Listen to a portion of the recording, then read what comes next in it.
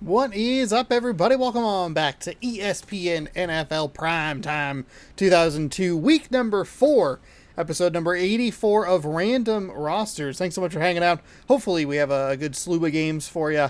And, yeah, check out baseball later today. And check back every Tuesday right here for more Random Rosters right here, Tuesdays. Subscribe, ring the bell. That was where I was trying to go with that. YouTube.com/SeanOsaurusRex. I'm Sean. We're doing stuff. I'm looking for my notepad that I forgot to put up. We have 4 games for you, including this first one that we're looking at. So we have a couple of games with some fresh teams on both sides. We have the Steelers and the Bills, the Browns and the Jaguars. Those are the two new team games. We also have 2 games that have kind of some early, they're not playoff implications, but they could give a team a potential leg up as we move through the rest of the season. We have this game, which is Indianapolis and New England. It's an early division early battle for the division lead. And then we'll also be taking a look at the Seahawks and the Raiders. The Raiders, I believe, are a new team, unless I just missed them. And the Seahawks we saw back in week number 2. But if the Seahawks can beat the Raiders, they will have a tie for first place in the AFC West. So a couple of storylines to look at kind of early on as we try to give teams, a game at home and a game away before they start to fall apart. And to just slide down the standings. So there you go. 4 games of action. Sit back and relax. We'll be hanging out. These games move super quickly, which is why we're back up to 4, which I appreciate. So let's jump into our first game, which is the Colts taking on the Patriots. See if I remember how to do this. This is not the most intuitive game. It just not. It's loading this game is kind of annoying. I haven't looked at it in a week. I'm like, how do I do any of this? It feels like it's supposed to be they hid a lot of the menus away to try and make it a clean aesthetic, but it just doesn't work because it kind of doesn't make sense. 2-1. Oh no, I don't have any audio. I should have assumed that there was going to be a problem with this. This was too easy, apparently. Shoot. Let's see. The menu, you know what? The trick should have been that the menu was quiet. Where's the... Okay, hold on. We're going to unplug it and replug it in. The menu does have... Oh. The menu does have music, so it should be... Is that it? Okay, there we go. There we go. Nice, easy fix. Nice, easy fix. And we didn't miss anything. We're scrapping in the tunnel, so there should be no shortage of physical play today. Hopefully the game should look all right. Shannon Sharp. First and 10 at the 14-yard line. Just double checking here. Everything's okay. Yeah. We're looking all right. Doug Flutie for the New England Patriots. Throws to his left, and it's knocked away by Corey Fuller. Shannon Sharp, by the way, with a tackle on the kickoff return, which is a little wild to think about. I don't know why I was going to put that under the table. Wheatley with the ball. A 2-yard run by Wheatley.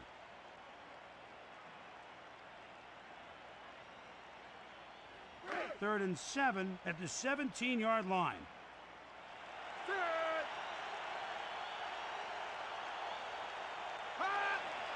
Run to the left produces 3 yards. He's going to send him back to the air. Oh, into double coverage there. And that's an incomplete pass. I think if he picks the receiver that was going a little more towards the sideline, they actually have some room to work with on that outside portion of the field. Might have been a completion, but instead it's a 3 and out, 2 incompletions, and a 3-yard run. Patriots will punt the ball away after a very, very short drive. 30 seconds and not great field position. And they are going to give Indianapolis terrific field position in their own, or in New England territory, up near about the 40-yard line. Jerry Rice, Edgerrin James, Ed McCaffrey, Shannon Sharp. Are you kidding me? Wow, what an offensive lineup there. Colts in the AFC East. In the 2001 season, the pitch to the left side to Edgerrin James. He tries to turn it upfield, but great open field tackling by New England. And a great angle there taken by number 21, I believe. It'll set up second down and 9. Just never gave him a chance to get around the edge. James with the ball. They're going with another run. At the line of scrimmage. Not really sure what happened there, but he picked up another couple of yards. 3rd and 6 at the 37-yard line. I'll give him 4. Sending in the dime defense. I don't know what field goal range is in this game because it has been disastrous for kickers. Not sure if we're there. He's hit right at the line to 5-yard gain. pass to Smith. You know, Chris, this There isn't. quarterback Yeah, I'm said going to he guess had with great that physical celebration, we're going to practice, see a but he can't 4th do and it all inches by or 4th and himself. short.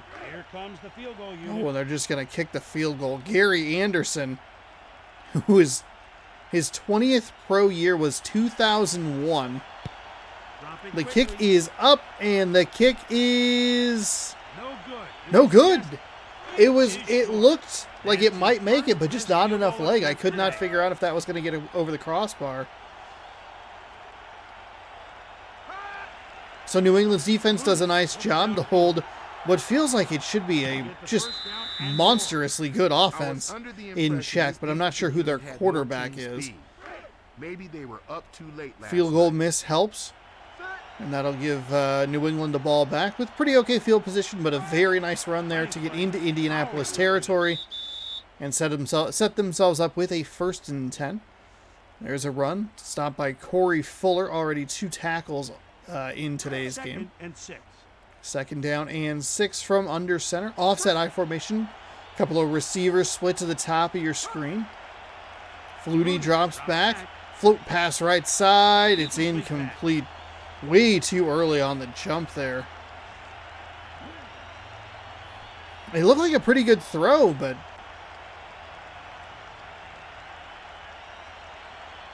3rd and just 6 way at too. the 42-yard line. The Patriots. I mean, it looked like a good throw. The defender was right there. Just a bad jump at it.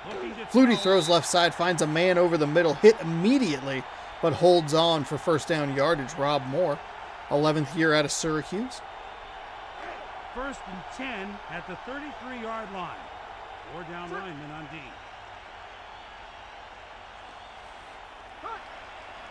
Quarterback Drops back and throws right side. In Finds a traffic. receiver with that completion as well. Flutie getting into a little bit of a... Injured Mike player, Vrabel Tom. appears to be injured. Possibly a concussion, Tommy. Ooh, a They'll have to think concussion. differently if this injury proves to be serious. It will be a real blow to their game plan. Flutie. Throws right side, hit immediately, looking for a little bit of a wide receiver screen or just a quick pass. Goes for a negative 2 yards, 2nd down and 12. Single back. Just Tight end. outside of the red zone. Patriots under center. Flutie drops back. Drop back. Throws a float pass left side into a lot of traffic. Mike Vrabel does have a concussion. Sidelines. Vrabel out 1 to 4 weeks with a concussion. Wow, and he will be out 1 to 4 weeks. Hard to believe that this game is actually taking concussion seriously, considering some of the highlights you see in the early stages of these games. Looks downfield. There's a throw left side. It's a nice 9-yard pass to Sullivan. nice connection right there. You just look at some of the hits that they like, or they're like, oh, look at these sweet highlights. And you're like, that would be a penalty today. So a nice stop on 3rd down, sets up a 4th and 3, and a rookie, Jake Arians, coming out for the field goal kick. His is up, his is good. And the New England Patriots lead the Indianapolis Colts 3-0. Number 9, the kickoff. From the 4-yard line up past the 20, the 25, tried to angle it, but tackled at the 25-yard line. 1st and 10 for Indianapolis. 1st down and 10 to go. Strong eye, 2 tight ends for the Colts. Smith with the ball. Smith with the ball weaves his way through that New England defense, got into the 2nd and 3rd level before anybody really even touched him. Just some good eyes there, and 1st and 10 to 1st and 10. Dropping back, throws left side. Another poorly timed jump, and lucky for the Colts offense, it just hits the ground. Nope, no photo available. Second and 10 at the 36-yard line. Split backfield for the Colts. It even had the like ESPN logo. ESPN, no photo available. Quarterback looks to pass. There's a throw to the... Oh, wow. He gave up a lot of yards there before he got drugged down. Ed McCaffrey. -3 yards after catch. It should have been third down and 1. Should have been third down and 1. Instead, it's 3rd and 4. They'll go with a handoff. Tries to find some room. I think he might have fallen forward for the first down. No thanks to Ed McCaffrey on that previous play. 4th and short again. Actually, that's about 4th and a yard. Oh, Chris Hansen. Uh-oh. Quarter will come to a close. All right, quarter comes to a close. 1 made field goal, 1 missed field goal. Score at the end of the first quarter, the Patriots I can't believe how wild the kicking game is. Just when I thought I had it, too. That was back in, like, week 2, I think. I was like, oh, you know, you start to get a feel for it. You know, you understand what they're trying to do. And then it's just, it was all hell broke loose.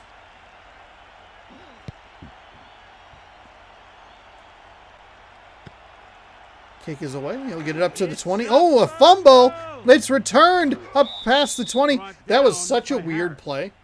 I can't believe it. We can't even look at it because there's no instant replay in this game, which is kind of weird.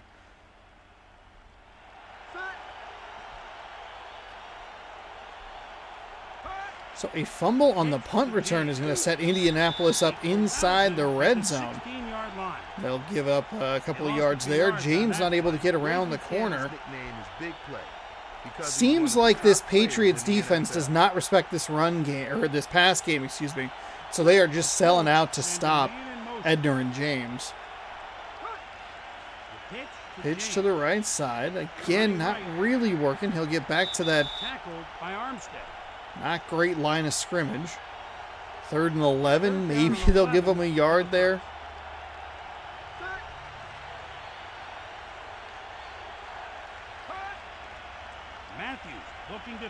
Matthews? Here comes the field goal unit. I mean, that throw was nowhere close. Gary Anderson already has 1 missed field goal on the day.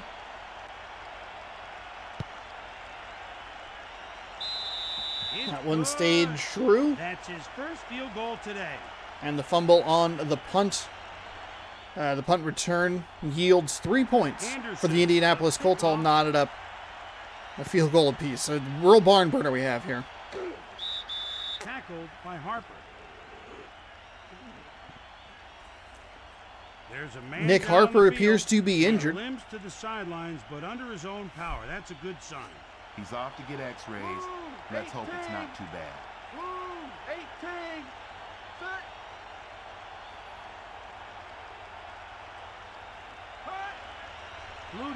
18. Throwing left side.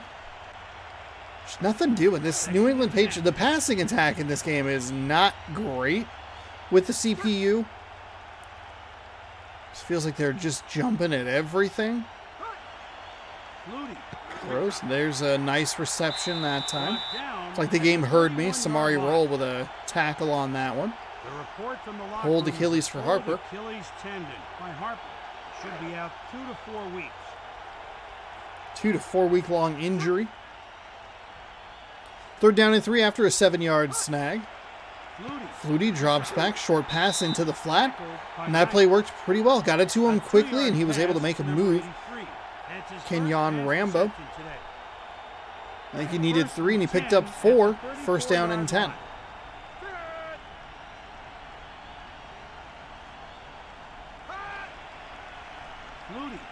Play action pass and a nice throw down the left side, but it just seems like this game is not great, especially deep throwing like timing routes. The middle routes are like the short routes. You can kind of see him get like on the same page and like lead the receiver. But anything further than like 10 yards down the field is like, it just seems like they're always jumping for it. By Minter. A 7-yard run by Wheatley. 3rd and 3 at the 41-yard line. About to hit the halfway point here of quarter number 2. It's a 3rd down and 3 for Flutie. That's a nice pass right there. A great one-handed grab by Tyrone Wheatley. Second catch of the day puts him at almost 25 yards receiving. Average of 12 yards per reception.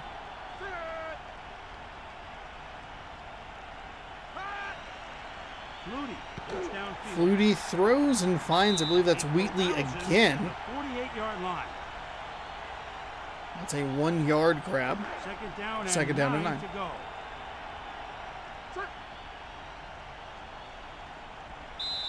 And we hit the 2-minute warning. All tied up.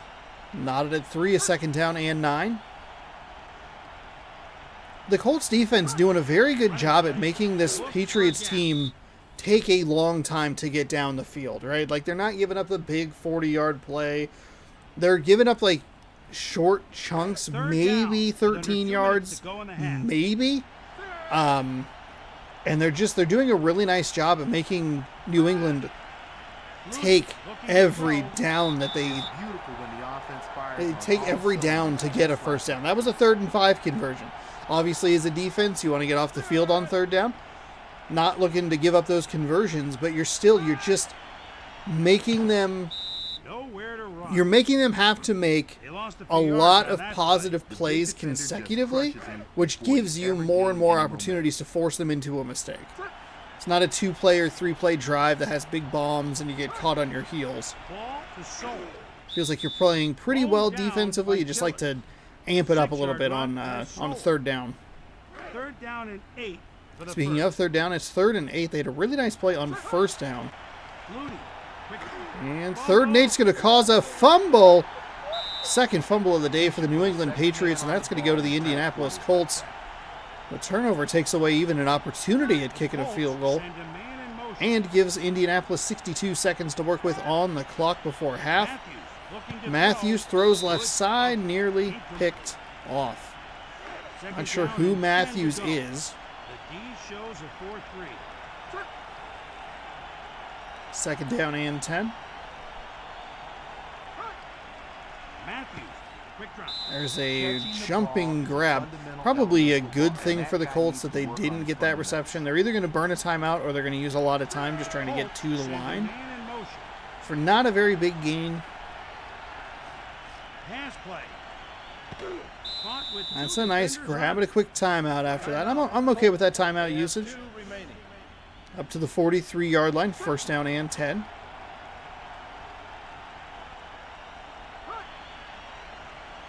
Weird fake play action. I guess fake play action's a bit of a redundant sentence. The point remains. It's one of those weird play actions where there's nobody back there to like fake receive the handoff.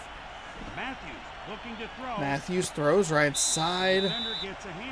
Just better defense there by Ray Buchanan. Terrific block or bat away. And that'll set up a 3rd down and 10. This New England Patriots defense doing the same sort of thing against Indianapolis. No, wait. Hold on. What? Throw down the right side. Intercepted. Is that Buchanan? They went back to back trying to pick on number 34. It is indeed Buchanan. That shot is so funny. But you do have New England's defense doing a really nice job doing the same thing that Indianapolis is doing to their offense. Forcing them to convert on 3rd downs. Making sure that like it's as many plays as possible. Like, yeah, you're giving them up.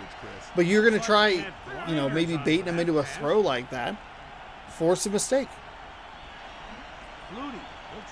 Flutie throws left side, wide open receiver, and that's a great example of what I've been talking about.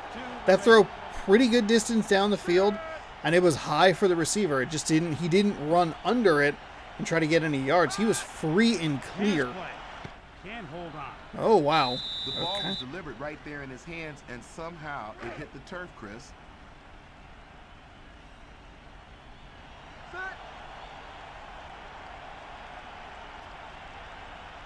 Weirdly bobbled.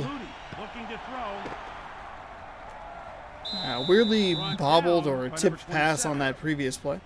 3rd down and 10 after the completion. They took I would argue, a bad timeout right there.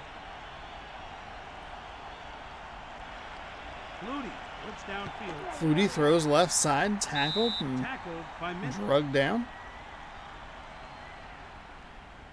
4th and 6 at the 48-yard line. So they're going to go for it on 4th and 6. We're going to see that, there it is, the motion from left to right. Quarterback rolls to his power side or his regular hand, and oh, he threw it short by 10 yards. It's a really nice completion. But unfortunately, it just pads the stats as time runs out, and we have a 3-3 game going into half. It's a nice throw. Maybe a little early because you could see the defender getting kind of close to him. At halftime, it's all 41 yards for the Colts, 156 yards for the Patriots. That last play did cover probably 40. That might have been the entire Colts offense in one play. Set to receive the kickoff. Like 40, 41 yards. We're underway. Getting the momentum going for your team in the second half. 2 yards deep in the end zone, up to the 15, and he'll get tackled at the 16, thrown forward to the 17. 1st and 10 at the 17-yard line. And that is where this Colts drive will start. 3-3 game here. Indianapolis' offense, as you can see from the stats of 41 total yards, have done a whole lot of nothing. They've missed a field goal with a pretty good drive on their first possession. They did get some advantageous field position, so maybe I should check that before I say things like they had a good possession. And then they scored the field goal after the turnover on a punt return. Quarterback has not been accurate. The running game hasn't been there to take the load off of his shoulders. For the first. The Colts send a man in motion. Quarterback drops back.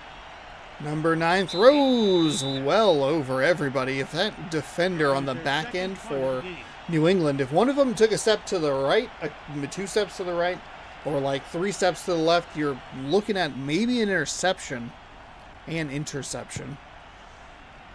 Instead, it's a regular punt instead of an arm punt. It's going to be pretty good field position right around midfield, maybe at midfield. And it will be 1st and 10 for New England. 1st and 10 at the 49-yard line. The Patriots send a man in motion.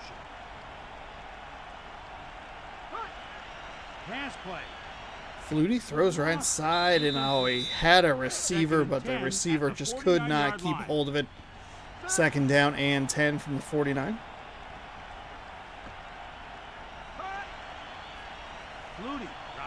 Flutie throws, right side. They'll get into Colts territory after about a 4-yard gain. Gerald Sowell. Sobel? 3rd down and 5. Probably a less like They'll rush 3 with 8 back. Syllabled pronunciation of his name. 3rd down and 5 after. Actually, they give him 5 yards on that. I thought it was going to be a little bit shorter. Flutie flicks the wrist and in some coverage.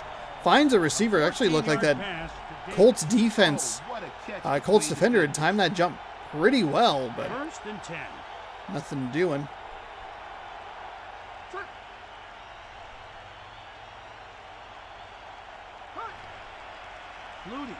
Flutie throws left side. Tackled at the 25-yard line. Sean Dawkins, 5 catches for 76 yards already in this one.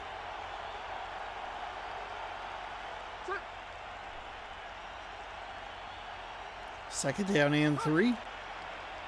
Going with a handoff, little reverse to the left side. Oh, he might have gotten thrown forward for the first down. James Darling with his first tackle of the day. And I think I have been wrong on every single one of those.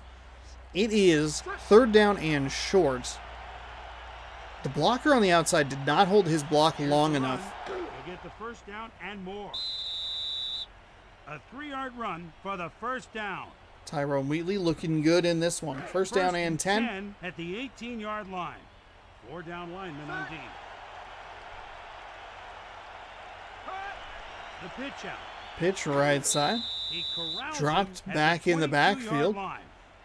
They lost a few yards on that play. Boom. Not necessarily a bad play to run right there. But if your line can't give you any time, then the play can never develop. Second down and 14. Throwing right side. Again, in coverage has been where to get it. Get the completions. There were 3 Colts jerseys just all over that receiver. Somehow found his hands. They bring in the extra cornerback. 3rd and 5. Flutie drops back. Weird angle. Throws it and finds a receiver just short of the goal line. It'll be 1st and goal after a nice reception by Crumpler. Oh my goodness. How is that not a touchdown? Look at where that ball is. That ball is on the goal line.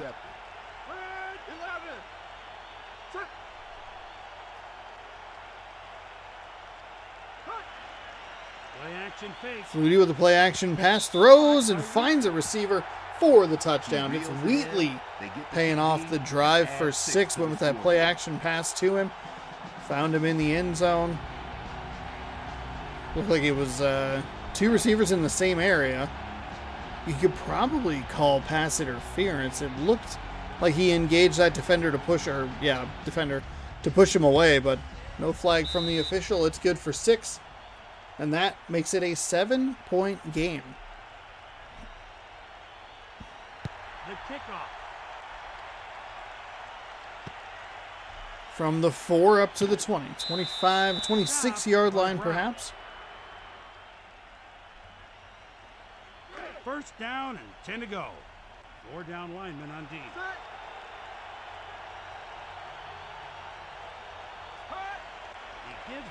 One with a handoff. There's a really nice run, but it's fumbled. The 3rd fumble we've seen in the game today. 4 turnovers, I believe 2 on each side. A couple of fumbles for New England, an interception and a fumble for Indianapolis.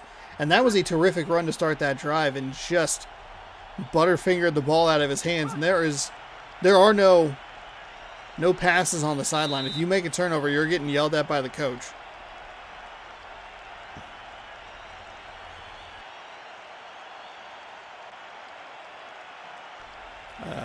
Not really sure what's happening here. There's a streaker on the field. Goal 22. Goal 22.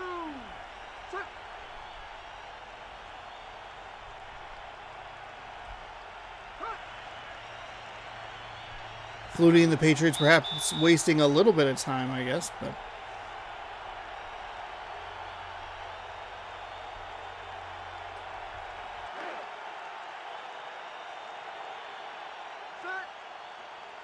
Third down and short coming up for the Patriots. Going with a handoff, finds just enough wiggle room up the middle, and that'll be a conversion for a 1st down. Tyrone Wheatley, 13 yards on 6 carries. Not a great average, but he's picking up 1st downs, and he has a receiving touchdown, so I would argue a solid day all around for him. Flutie play action pass, a little messy in the pocket, but does get the ball out of his hand and gets it into the end zone for 6. New England pulling away with this one. The Colts not looking like a good team in this game. Their defense has done some good stuff. Set them up for the field goal. I guess that would technically be the special teams unit, but special teams unit helps with that. They get a turnover from the defensive side, but the offense has been awful, and then they finally get a play that rips something off that gets a good chunk of yards, and it's a turnover. Kick is up, kick is good, and just like that, it is 17-3 here in New England. Hometown Patriots up by 2 touchdowns. 29 seconds to go here in the 3rd quarter.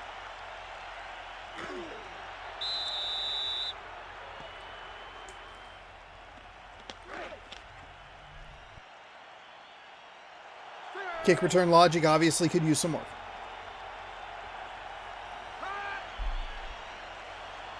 Going right side, trying to find some room, tackled from behind after he couldn't get around his own offensive lineman.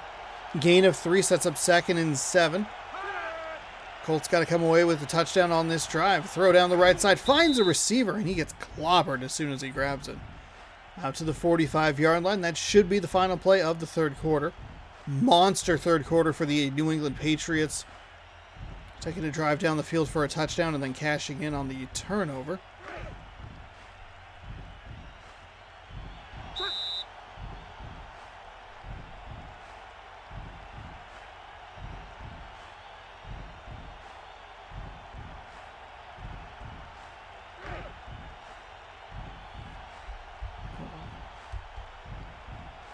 We seem to have lost Chris Berman and Tom Jackson. I don't know what happened. Throw to the right side. It's picked. That's his first interception of the game. Oh, there New he is. England ball. Hey, Tom, that throw was in traffic. They picked That one was off. an There were awful defenders throw. everywhere Another on that turnover play. for this Colts I'm not sure offense. what he was looking at there, Chris. So they'll turn it over. That felt like the drive where they really needed to have it, and they did have it. So we should see The defense New England really more than neutralized content that with just play running the ball. at the point of attack.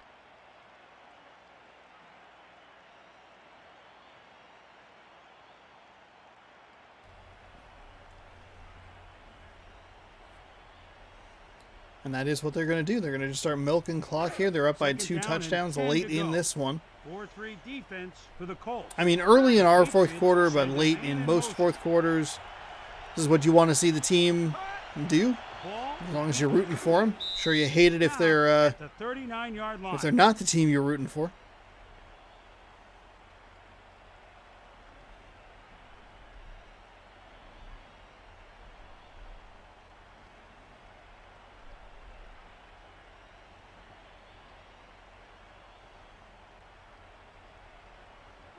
Third down and 8 for the first.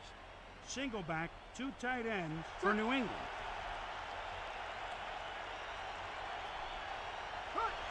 Flutie takes the snap, drops back, throws over the middle, finds a receiver.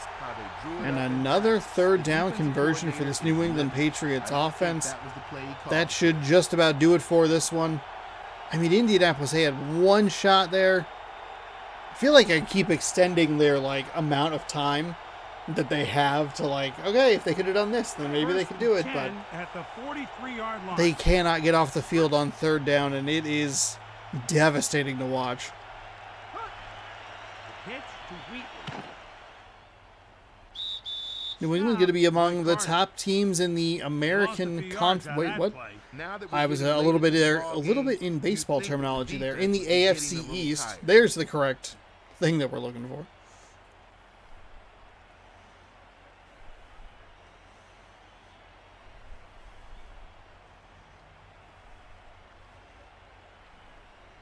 They really are milking this clock down. Inside of 3 minutes to go. 15 seconds on the play clock, which is behind my head. The pitch out. Pitch right side, looking for some room.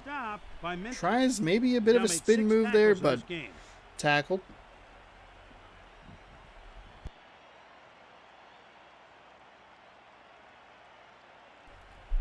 Third down and 9.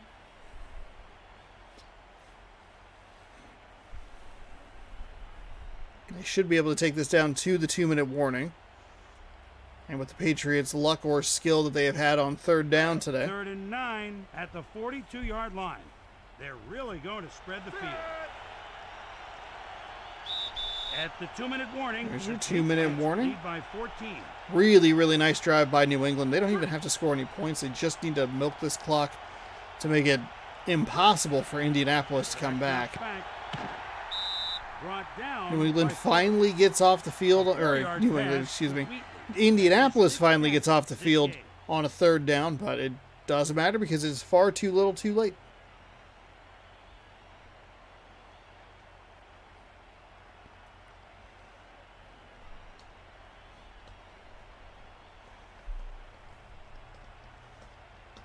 Some people might not love it, but I do like how early in the fourth quarter they do start running that clock down, because it's like a domino effect into, well, if they don't run the clock down early, then the team can get back into it, which forces the play style to change, which could lead to a lot of incomplete passes, etc., etc.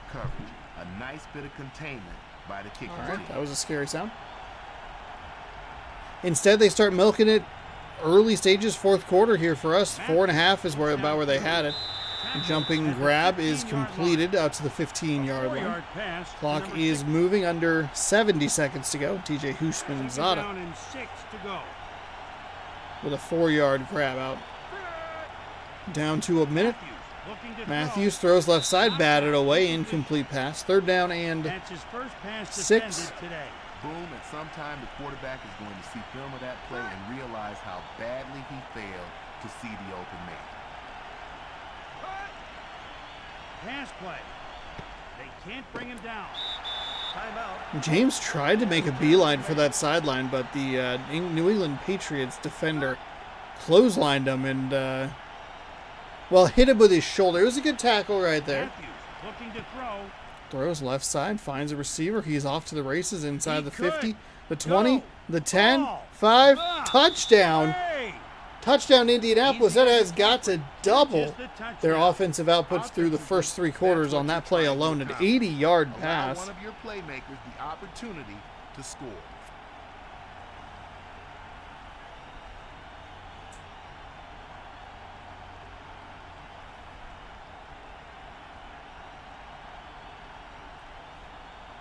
The Colts line up for the extra point.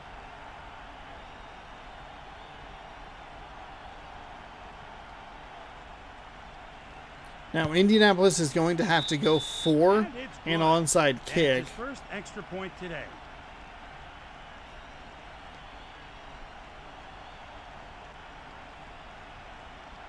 The onside kick. Oh, wow. The onside kick is actually kind of effective. I mean, at least it drove New England really far back. Just feels like whenever we see the onside kicks in some of the other games, it gives them almost a free field goal. That one, it seemed like it had a pretty good bounce, just not a Colt down there to pick it up. 17-10, looking to be your final here, unless New England does something wild.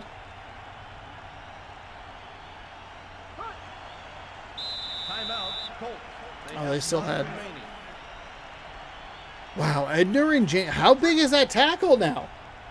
How big is that tackle? Edner and James couldn't get out of bounds to save Indianapolis one timeout. And they could have gotten the ball back. They wouldn't have had much time, but they didn't take much time to score last time. Instead, it's a loss. That's very interesting. One tackle.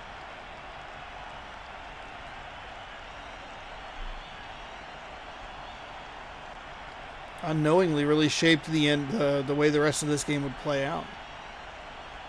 I'd be curious to see what Indianapolis would do if they had all 3 timeouts.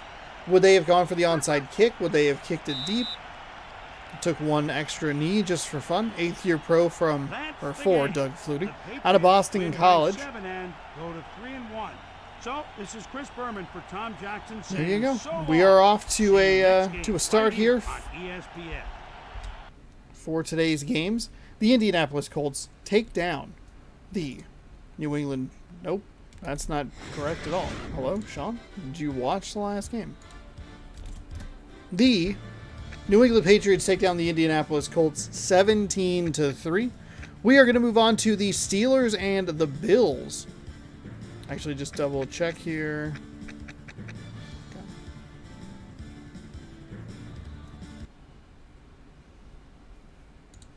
Bow down, down, down, butter down, bow, bow, bow, bow, butter down.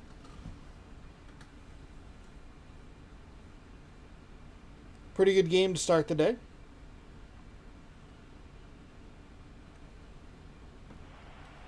Welcome to today's game between the Buffalo Bills and the Pittsburgh Oh shoot, Steelers. I didn't do that correctly at all. Chris Berman Wow. alongside TJ, Tom Jackson. Okay.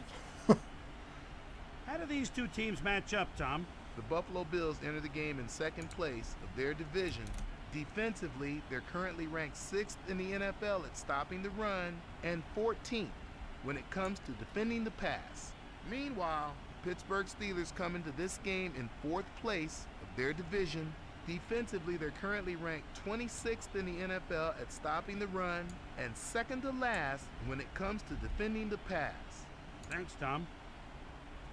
When the weather is dry like today, look for coaches to stick with their team's strengths. The Bills line up for the kickoff. Cortez ready to kick this ball away, and we are underway. Buffalo taking on Pittsburgh here live from Buffalo. 2 new teams we haven't had on the channel just yet, or in this season just yet. Buffalo, when we had that first season, they did not get featured, I want to say, until like week 11. Somehow that happened. I don't know. I'm trying to be better about it now, but who knows. Nice drive on the football and almost an interception and a big start for this Buffalo defense. Instead, it is a 2nd down and 10 for Pittsburgh. 3 AFC East teams right out of the gate. And we will see... I think that's it. Pitch to Allen. Blown down by Burnett. He lost a few yards on that play. Boom, nice team defense. Good job swarming to the ball.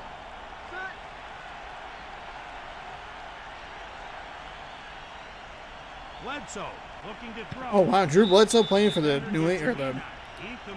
Drew Bledsoe playing for the Pittsburgh Steelers. Pretty gross.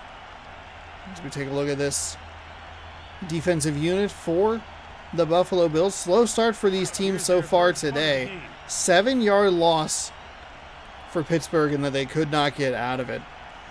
Todd Sauerbrunn.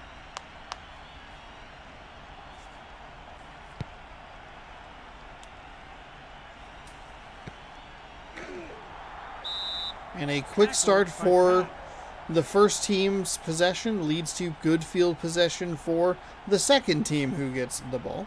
Jamal Anderson in the backfield for the Buffalo Bills. Set, receiver in the slot for the Bills.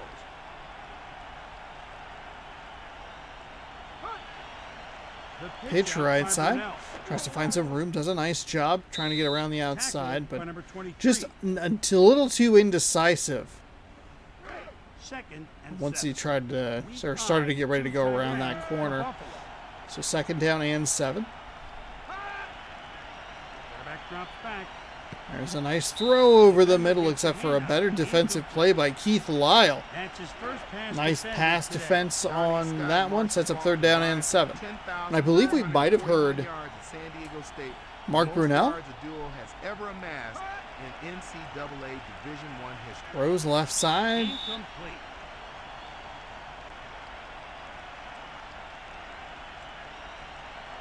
LB number 56.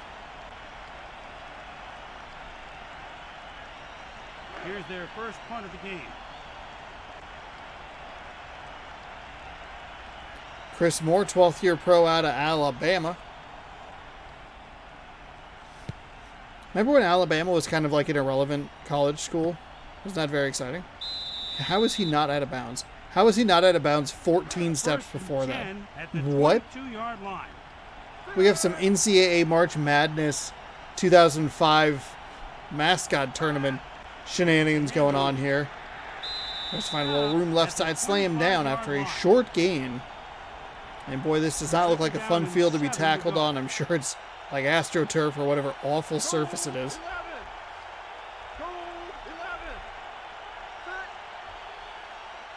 Bledsoe takes a snap on a 2nd and 7, hands the ball off, finds a really nice hole on the right side. Well done by the offensive line to give him just an easy lane to see. Explode through that hole and get a 1st down.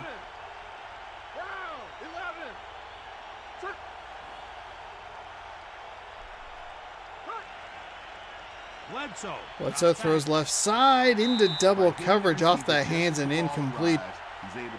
Popped off the hands a little bit and falls mercifully for the Steelers, harmlessly to the turf. I formation for Pittsburgh. Going with a handoff. Again, that right side of this line is absolutely terrific. Another just super easy. What is it, John Madden? You could drive a truck through that. 3rd and short. And that is what it felt like. The last couple runs we've seen from them on that right side have been easy for the running backs. Going with a little screen pass there on a 3rd down. Makes a man miss. Makes a 2nd man miss. He is free and clear. 10-5 touchdown. A 54-yard pass. Wow. 54-yard strike. And the Pittsburgh Steelers are up on the Buffalo Bills 6-0 on just a little screenplay.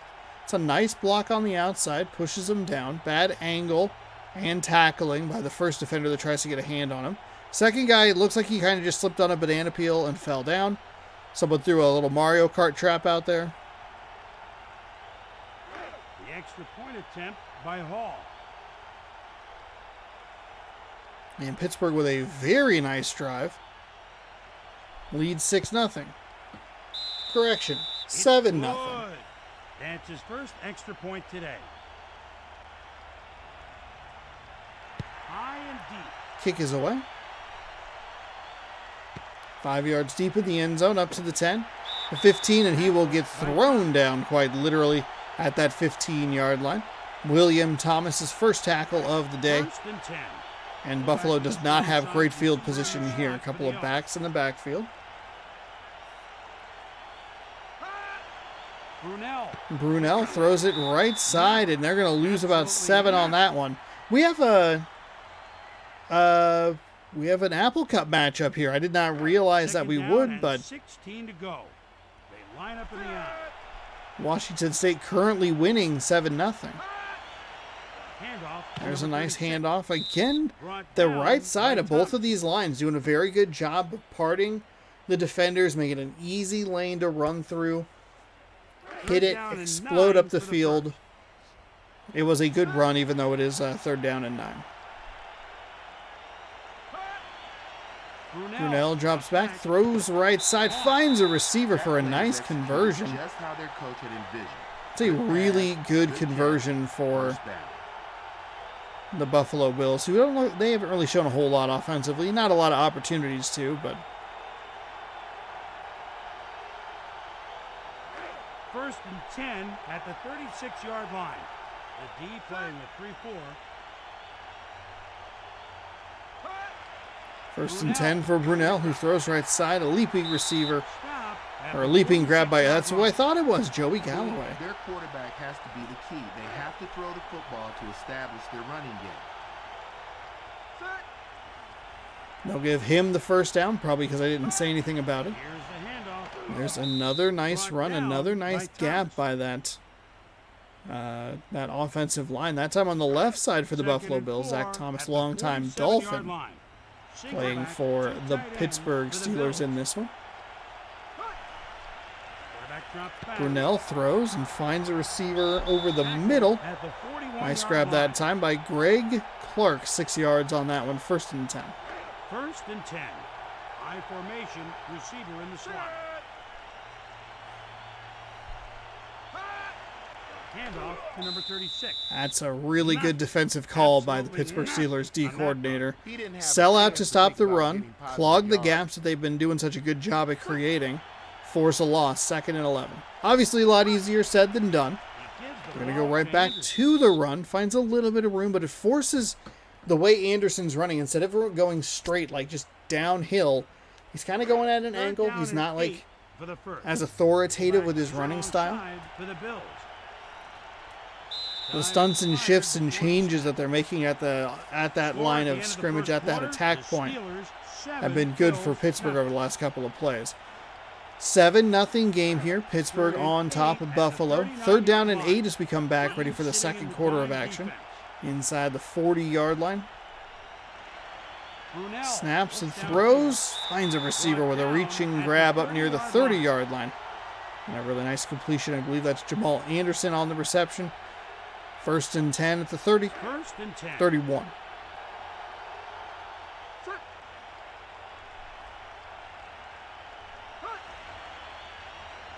That was with the reverse to Galloway. Galloway dropped in the backfield.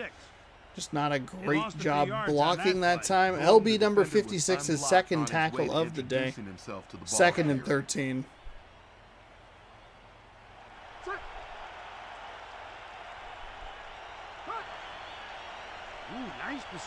Brunel with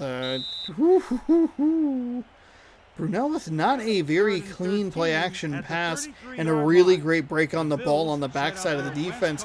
Buffalo and Pittsburgh each have one defensive play like that. Saw it well, tried to drive on the ball as the defender, just couldn't come up with the pick. And instead it's a 3rd down conversion from the leaping number 85, who I thought they were going to show the name of in the lower third, but they did not. It's on a 1st and 10 inside the red zone. This is a great drive for Buffalo. Coming through on these 3rd downs, that's big. There's Anderson finding that running room, that lane that he is so accustomed to using. 2nd and 4 after the gain of 6. At the 11-yard line. They're going to go with a false Hold on, start there's a penalty. False start. That is not what you want to see on this drive that has been so solid, so consistent. False starts are mental mistakes that just drive coaches nuts.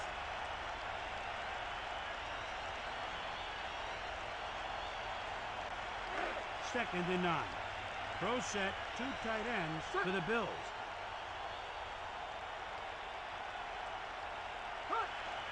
The Pitch right side, tries to find some. It looked like he had a nice lane there. He tried to go outside and find a little bit of room there. If he just cut the defender or the offensive blocker inside, when he drew that one up. May not be the biggest gain in the world, but it's certainly better than nothing. Third down and 10. Throw toward the end zone is incomplete. I thought that was going to be picked, but it was not. Pittsburgh's defense, does a very nice job to bend but not break. Force the field goal attempt. The kick is up, and the kick is good. 7-3 with 3:11 to go in the second quarter. Well-dressed Amani Toomer set to receive the kickoff. Here's the kick. Short kickoffs definitely give the return team an advantage because they're always returning it. He'll get up near the 25-yard line, but I think just a little short. 10 to go. 4 down linemen on D. Go 11. Go 11. Set.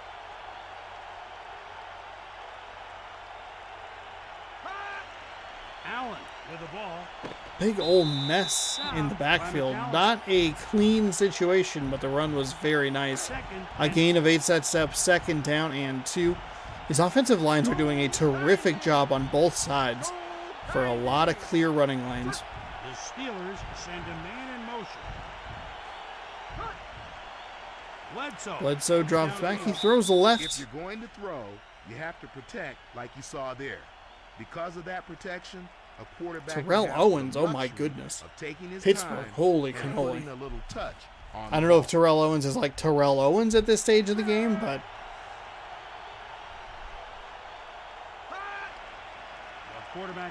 Bledsoe with a play action pass. A leaping grab is completed at the 35-yard line for a 1st down and 10. Pittsburgh looks like it has a terrific offense.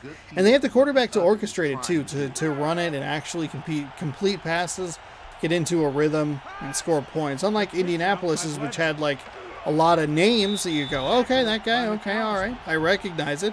Then they have a quarterback who just go like, how are you on the field? 2-minute warning is here. It's 2nd down and 4.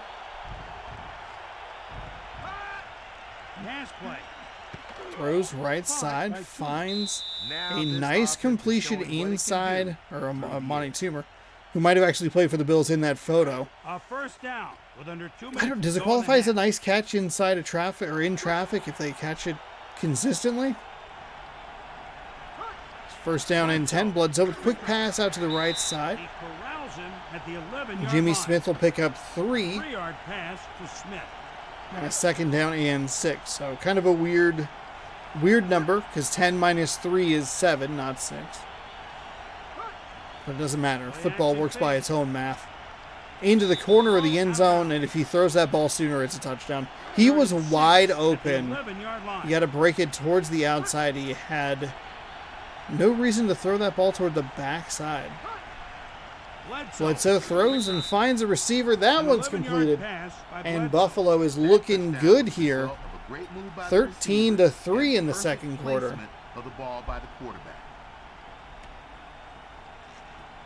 The Steelers line up for the extra point.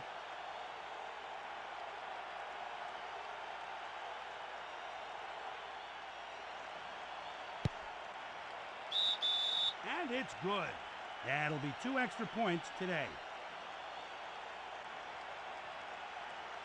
High and deep.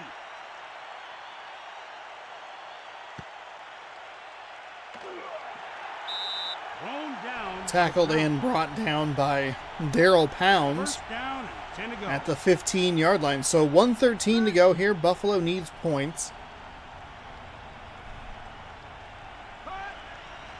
I think they're in real danger of this game getting out of hand. It's very hard Hit to catch as the he ball got that. when Like, you're as the laying ball got flat there, a on your back. terrific hit laid on by Derek Fox. And weirdly enough, this game, it seems like every ball pops up instead of, like, down to the ground, or like everything just goes like a big giant arc instead of like a little arc to the ground or straight to the ground. It's very weird.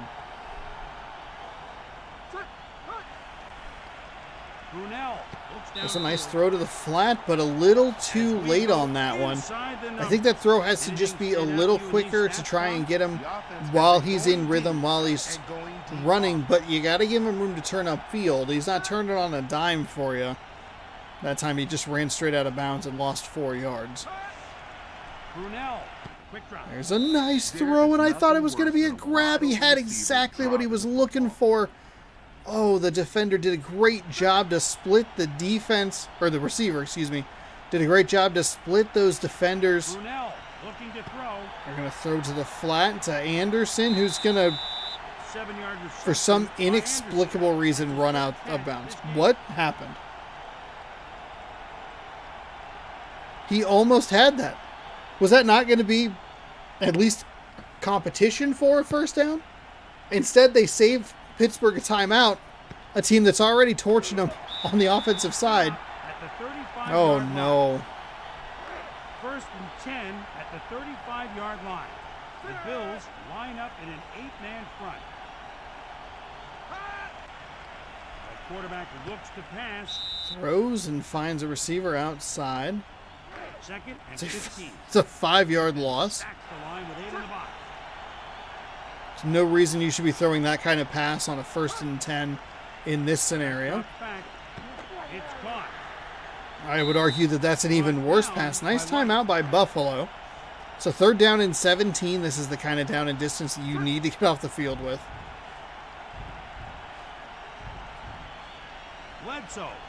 Bledsoe, lob pass left side, tipped by a defender and incomplete.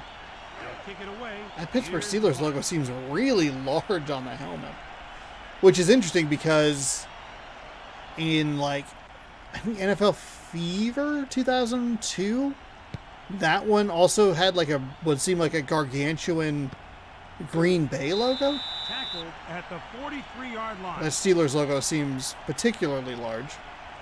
A first down with under 20 seconds to go in the half. Go back to the strong side with 3 wide for the offense.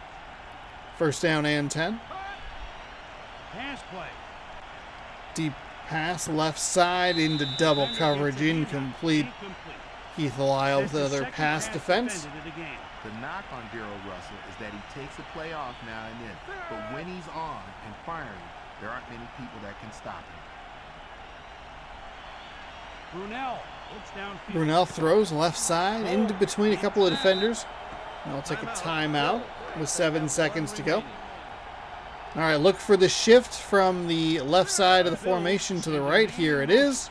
Brunell should roll to his right. That's exactly what he will do, and he'll let it fly. For the last play, it is caught in short of the end zone. Oh, we had a nice completion down the field, but he's just short, and we saw that in the last game as well. Darn. It's a 48-yard pass, and it needed to be 50 for the touchdown. At halftime, the Steelers lead by 11. Kind of inflates the stats a little bit. 50% for each team on 3rd down conversions. The Steelers are set to kick it off. So Buffalo trails 14-3 as we kick off the 3rd quarter. Let's hope that this second half isn't as ugly as It's a much better kick return for Buffalo, and it's just because the Pittsburgh Steelers didn't seem to get enough of that football, or there's some kind of wind.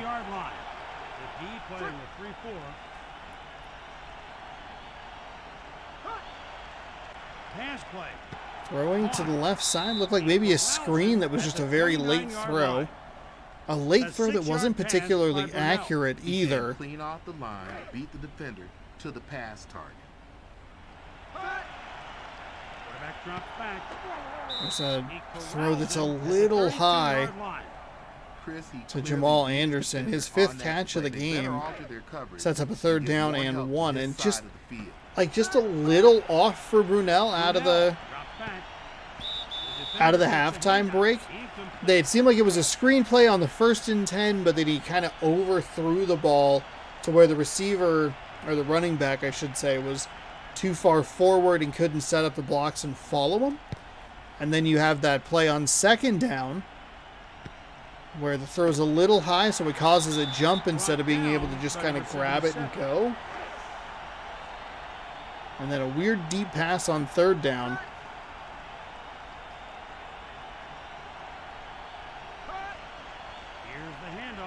There's a handoff, right side, looking for some room, but nothing doing. 2nd and 9 at the 37-yard line.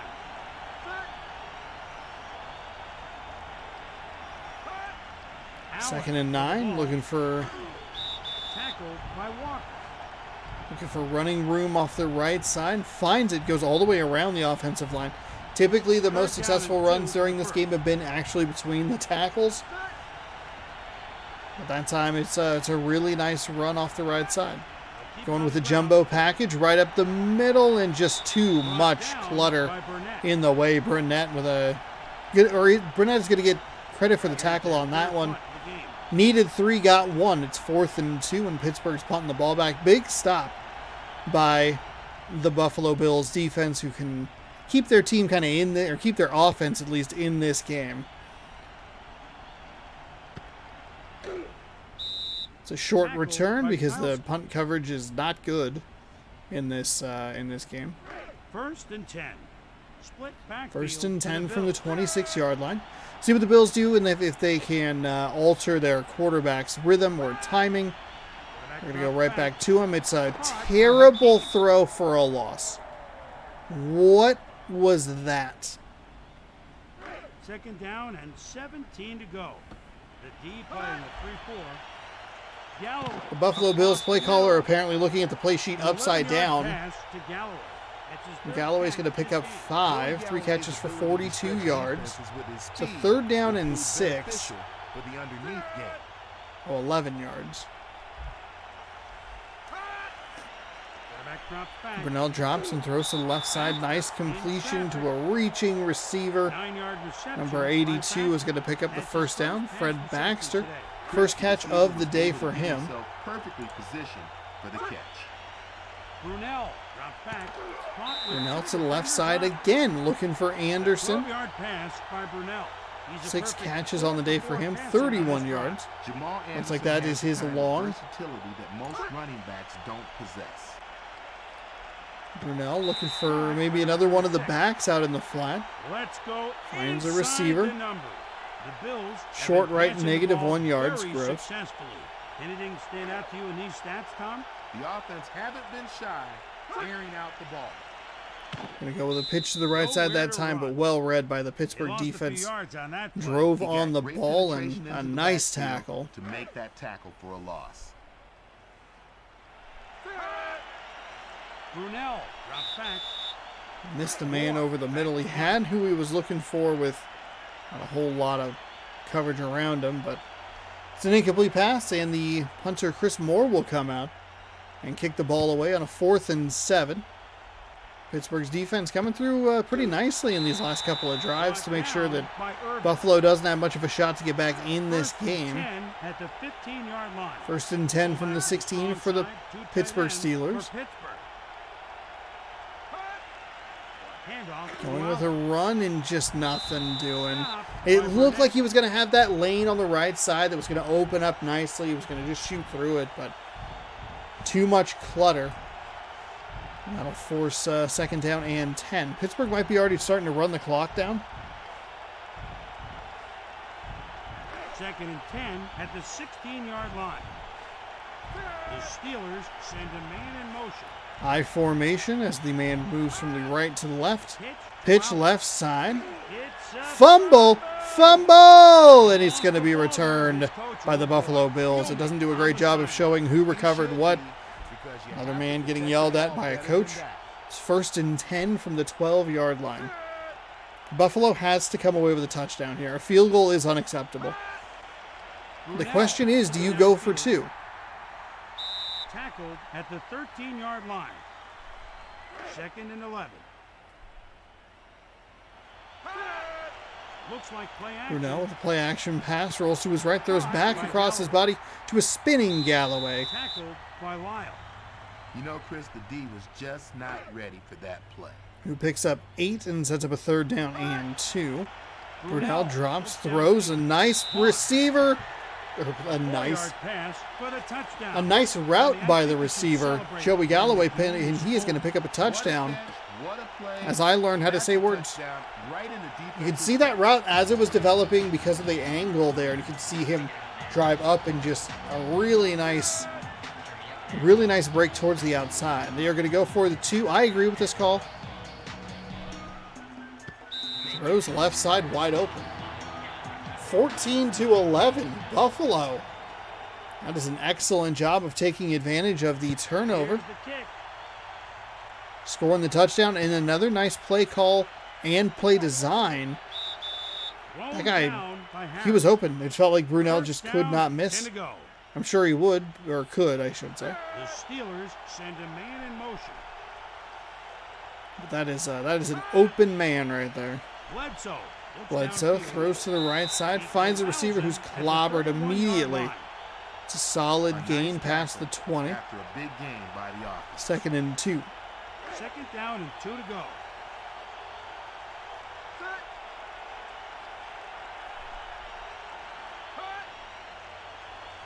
Bledsoe with a very deep drop, throws it over the middle. Double coverage there, but 3rd and 2 at the 31-yard line. They bring in the not the success that they've had previously. All right, could be the final play of the 3rd quarter, or we're going to see at least a punt. It is a reception for a 1st down, and that'll do it for this one. Buffalo scores 8 in the quarter to make it a 3-point game. Bubba Franks. He was a Packers tight end for a while. As the ESPN logo graces our screens, we are ready for quarter number 4. 1st down and 10 for Pittsburgh. Here's the pitch out. That's a very nice play by the Buffalo Bills defense. Drove into the backfield, got him for a loss of 6 on that play.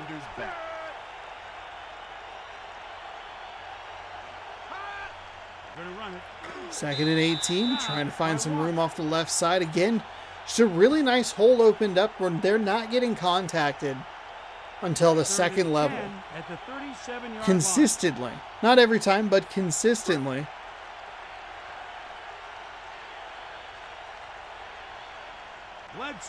Bledsoe drops and throws to the right side. Incomplete pass. Really nice coverage there by Buffalo to stick a man in his pocket and not let him get free.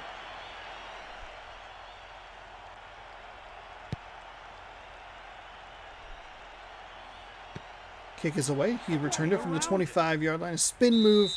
Kind of just ended up having him get stuck on his own player.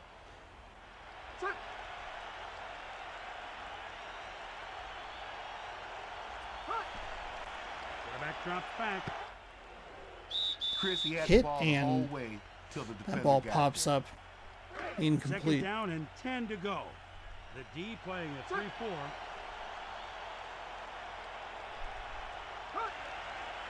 Brunell looks downfield.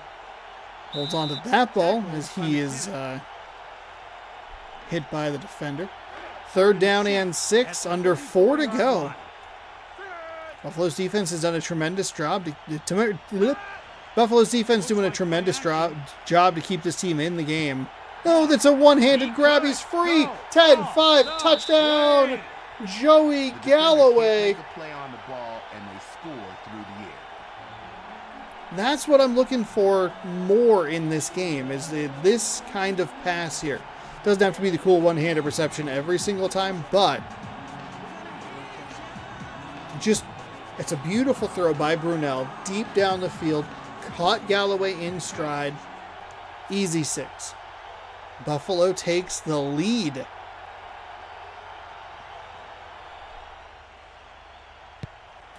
Kick is up, and the kick is good.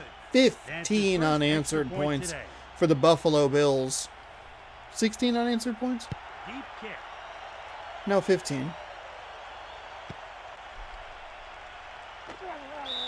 Tackled. That's a nice tackle. Just short of the 20. Not a terrible run back. 10 to go. 4-3 defense for Buffalo.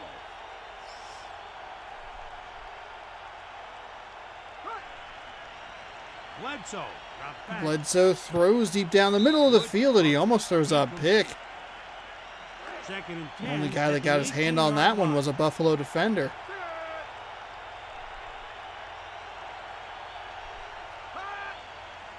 Bledsoe drops back and throws over the middle, finds a receiver who's going to get just past that first down marker. Second reception of the day for Terrell Owens. Strong eye, 2 tight ends for the Steelers.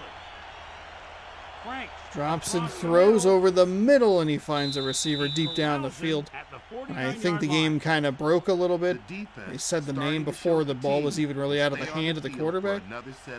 Some other play action pass there. Somebody must have blown an assignment. First and 10. The pitch out.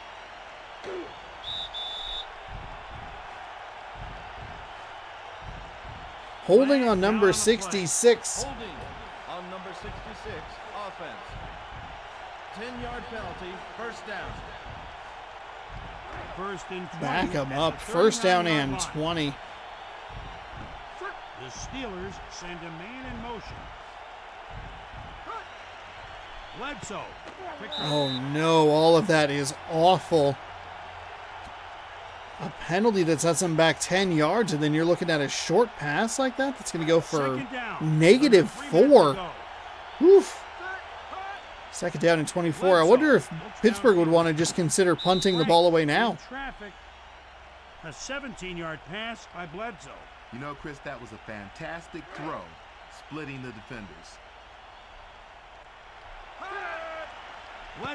Bledsoe throws and finds a receiver. I believe it's not sure who it is. I thought it was 88, but it is just 80. First and 10 at the 37-yard line. That's a really nice couple of plays there by Pittsburgh to erase a second and 24, converted into a first down in Buffalo Bills territory. A throw to the left side is completed. Tackled immediately by Hodge. 4 tackles in the pass defense in today's game. That was a 1-yard play. All right. Felt like it was way more, but okay, game. Wow. The ultra rare draw play doesn't work at all because it was read very well by the Buffalo defense. It'll set up a 3rd down and 10 here at the 2-minute warning. Pittsburgh will still have time to call some timeouts. Or they'll still have timeouts to call and time to work with if they choose to use those timeouts. But that felt like a really big 3rd down. Ideally, I'd like to see Pittsburgh go for it here.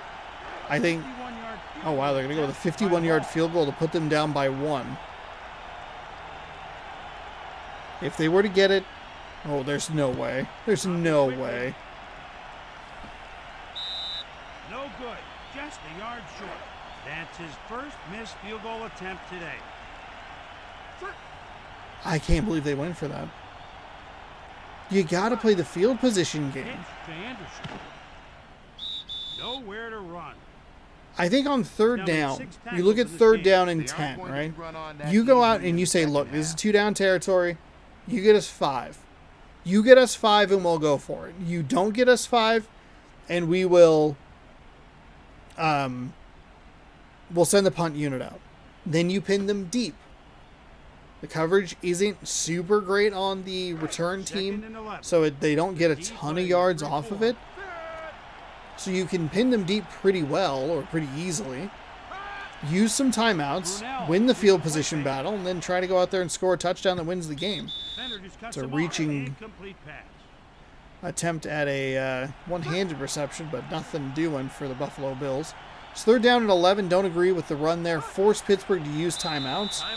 They'll take a knee. I don't understand what is happening in the play call screen. What's going on? That should have been a thing where we saw 3 runs. We saw a knee down on a 3rd down after an incompleted pass. It doesn't make any sense. They can't bring him down. Okay, Mark Brunell's your game MVP, 248 yards, a 2-point pass, and 2 touchdown passes. Drew Bledsoe could erase that maybe a little early on the game MVP. 44 seconds to go with a 1st and 10 for Pittsburgh, excuse me. Been outscored here in the second half by 15. That is a beautiful throw over the middle and a good immediate timeout. Get reset and get up the field. That's going to take too much time. That's a good timeout.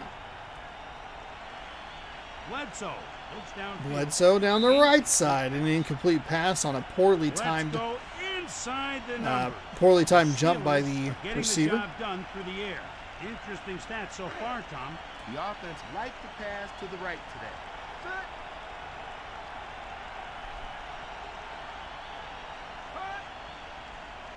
Bledsoe dropping back, short pass, and he'll just run out of bounds. 3rd down and 14. I like that that's in the game, but I don't love the play calling that's leading to it. That's a 3rd down. That's a 2nd and 10. It's now a 3rd and 14 after a 4-yard loss. It's a terrible call. I don't love that call either. It's just very confusing play calling. They had a really nice pass down the middle, but not doing anything with it. They're going to go with the pitch pass is incomplete. All right, well, that's game. Kind of an anticlimactic ending. I don't know why you are pitching it to your running back to throw for a 1st down. I know you want to catch the defense off guard. I get that. But why are you, in the most important moment of the game, why are you putting it in your running back's hands?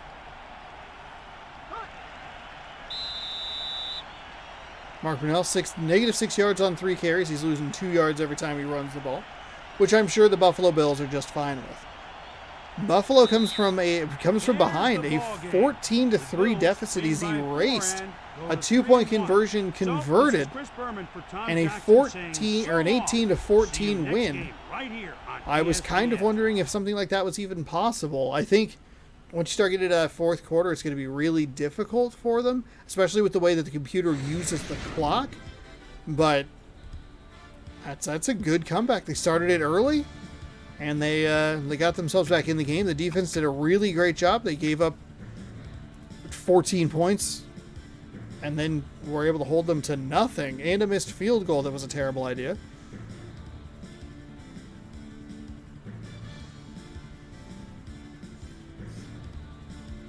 And that will put the Buffalo Bills in the win column. I believe they match the New England Patriots with in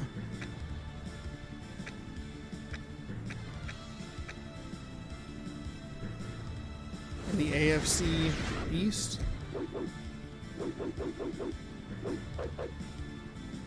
Yes, Bills and Patriots both 3-1.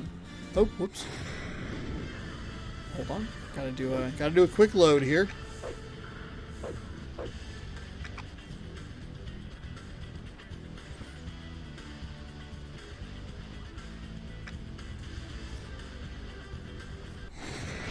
Okay. We are moving down the line here. We're going to check out the Cleveland Browns and the Jacksonville Jaguars, a couple AFC Central teams.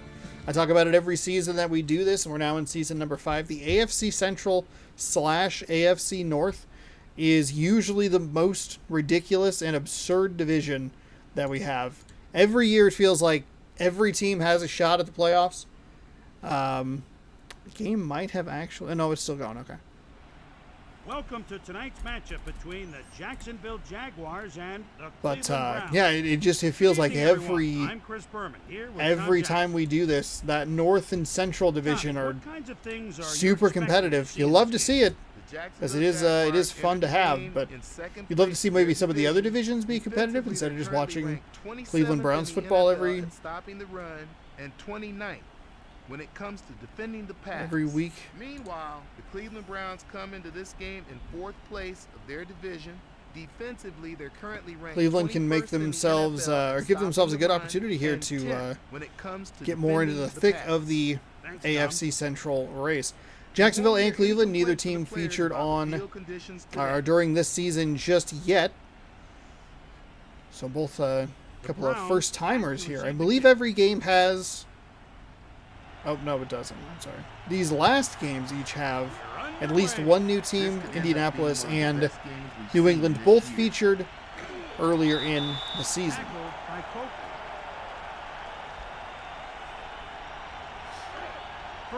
So 1st and 10.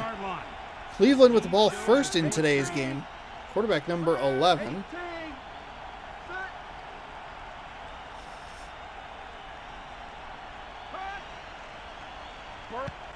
Intercepted by Lake. That's his first interception of the game. Jacksonville ball. Carnell Lake played linebacker in college. First pass of the game, he was like wasting the clock. Like, I got to get out of here. I'm going to throw a pick. And he threw a pick. The pitch out by Manning. So it looks like it is Peyton Manning under center for the 4-yard run by Jacksonville Jaguars. 2nd and 5.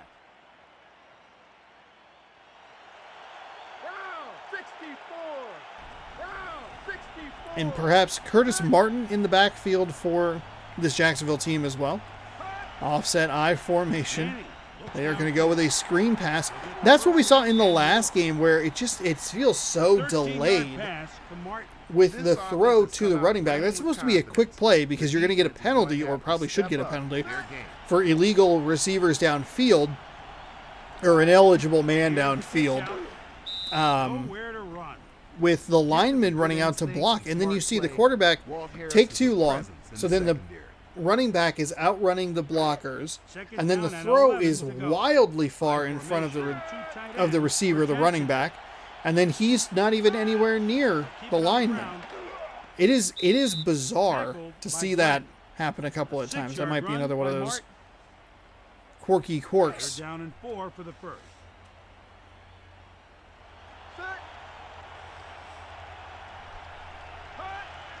Manning.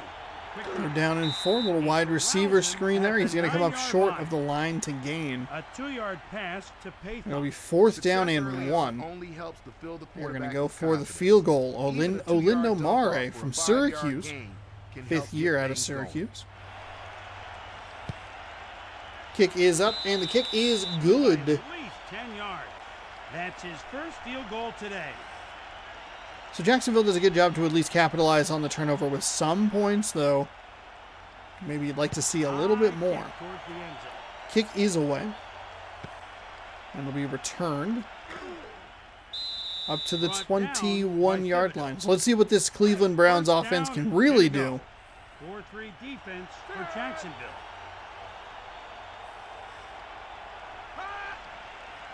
The quarterback looks to pass. So he's 0 for 2 with a pick and a wildly bad incompletion. Eddie George, Plexico Burris. 2nd and 10 at the 20-yard line.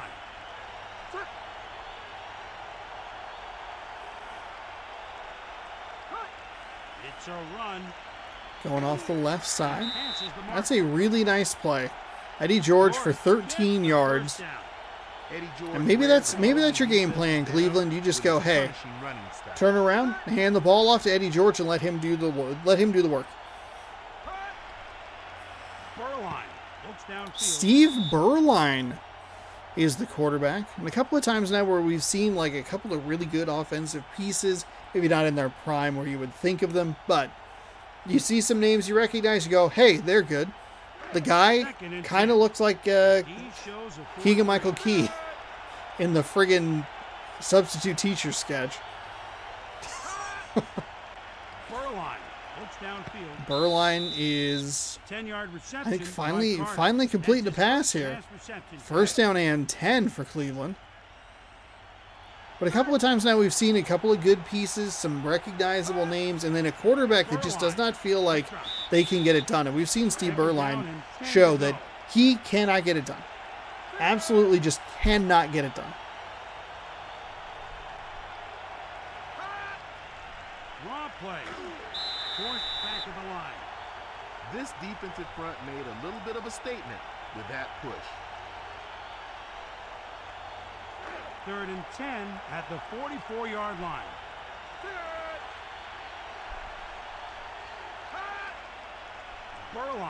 Burline throws a throw maybe a little bit high. It's an inconsistent. It's an inconsistent offensive attack. You'd love to see them stick with the running game a little bit more. Eddie George having so much success on that run earlier, but Burline is throwing the ball all over the field, and it is not to his teammates. Good job, though, on the previous possession by the Cleveland Browns defense to hold Jacksonville to just 3. Here's a look at the offensive line for the Jacksonville Jaguars. Curtis Martin, Fred Beasley, Joe Horn, good receiver. On the outside for Peyton Manning to throw to. Minute 38 to go here in quarter number 1.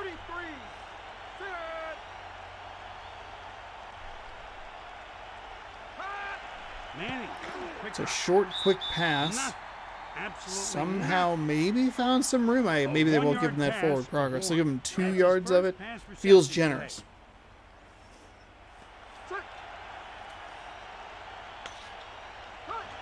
Running play, looks for a gap.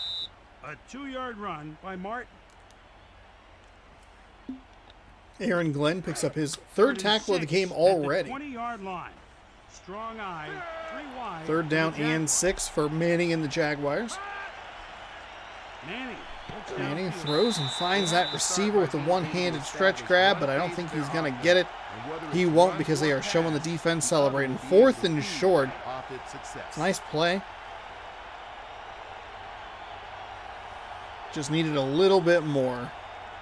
Wow, didn't even go to college. The punter with no college. There's a return. Tried to sidestep nobody and got hit from his right. 1st and 10. So 1st and 10 for Cleveland. Good field position at the 39-yard line. Turn around, hand the ball off. Nope, just kidding. Leave it in his hands. All right. So throw over the middle. Actually, a good completion. All right, there we go. There's a little clap for you.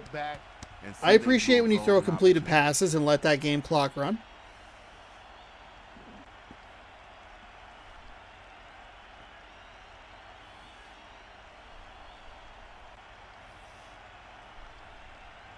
First down and 10 to go. The Browns send a man in motion. Burline looking to throw. Burline again with another completion. That's a little surprising, but I guess it's simultaneously surprising because Burline hasn't been able to hit the broadside of a barn. It's not surprising because teams have consistently had success in double coverage. Very weird. Jacksonville got off to a pretty good start with an interception and a field goal, but since then they've not been able to do anything. 3-0 Jacksonville. Cleveland marching. Quarterback looks to pass. Throws over the middle and finds Chris Carter for his 2nd reception of the day. 2nd and 3 after that.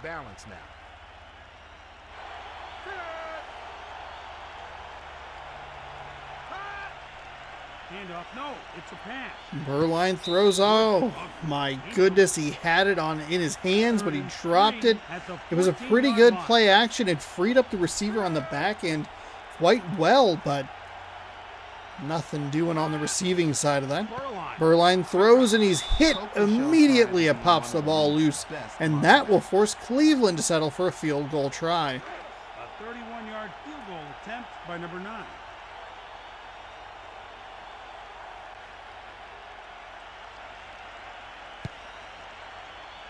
Kick is up, and the kick is good. Sneaking inside that right upright, and we have a 3-3 game. Ryan Lindell, hey, from Washington State. There you go.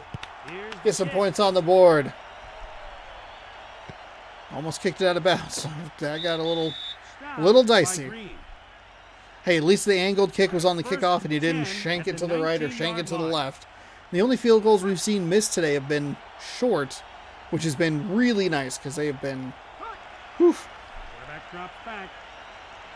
Peyton Manning with a nice throw to the deep left side, but unable to complete the pass out there. Taking a look at the linebackers, defense for the Cleveland Browns, who have so little of a logo that it's just a helmet. 2nd and 10. The D shows a 4-3.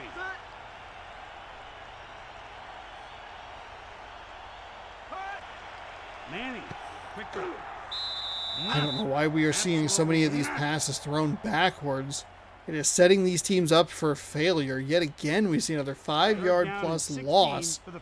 Just simply throwing it to a back in the backfield. That would have been a bigger loss, but he was able to pick up like 3 yards after the reception.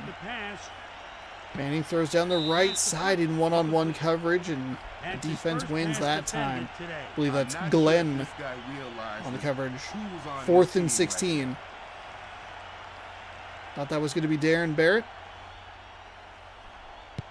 which is the wrong name. I was thinking of Aaron Barrett, lead singer of Real Big Fish. His name is Aaron, though, not Darren. 1st and 10.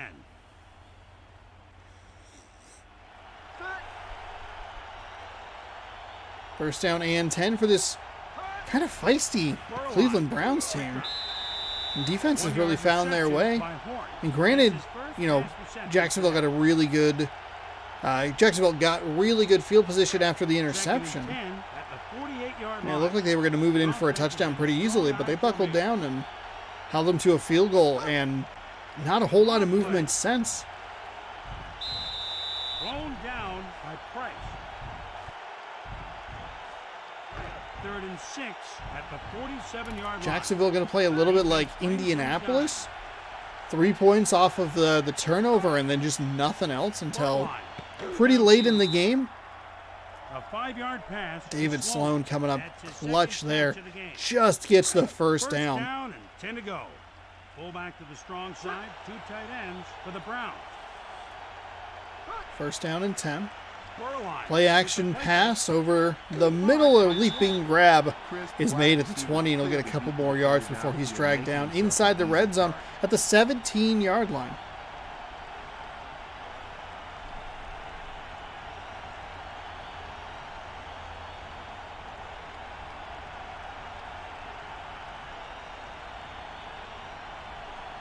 First down and 10 to go.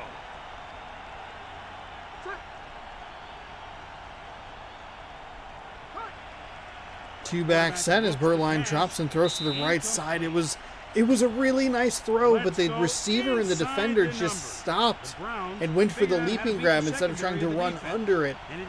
I mean, you're looking for that little drop in the bucket. You throw it where only the receiver is going to be able to get it. And they just like, oh, we're going to catch it. And like, nah, you're not close. A 4-yard pass to Pritchett. The defense had good coverage on that play. The receiver just made a fantastic catch. 3rd and 6 at the 13-yard line.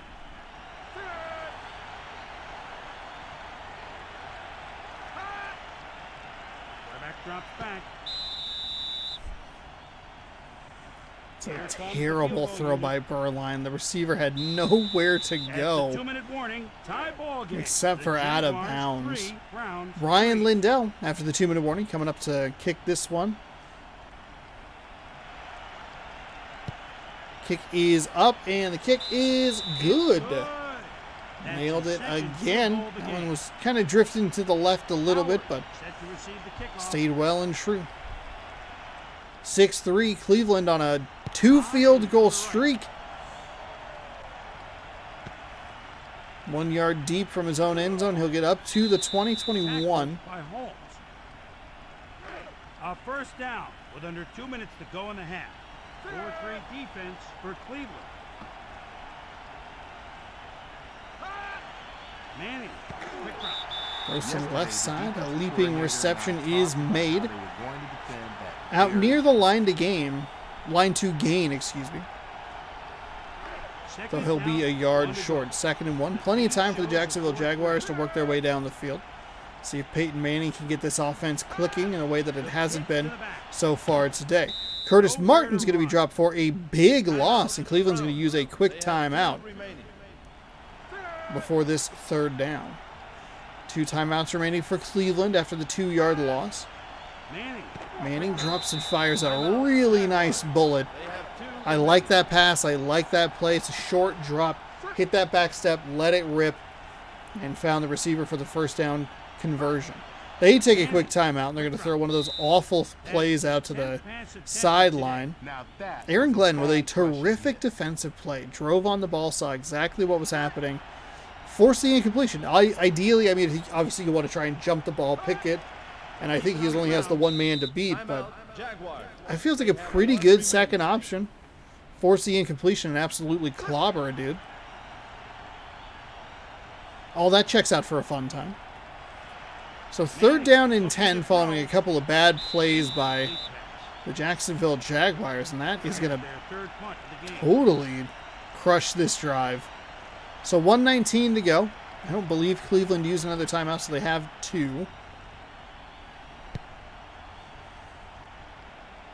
It's a pretty nice punt by Jacksonville. It'll be inside the 15. He'll get up to about the 25-yard line.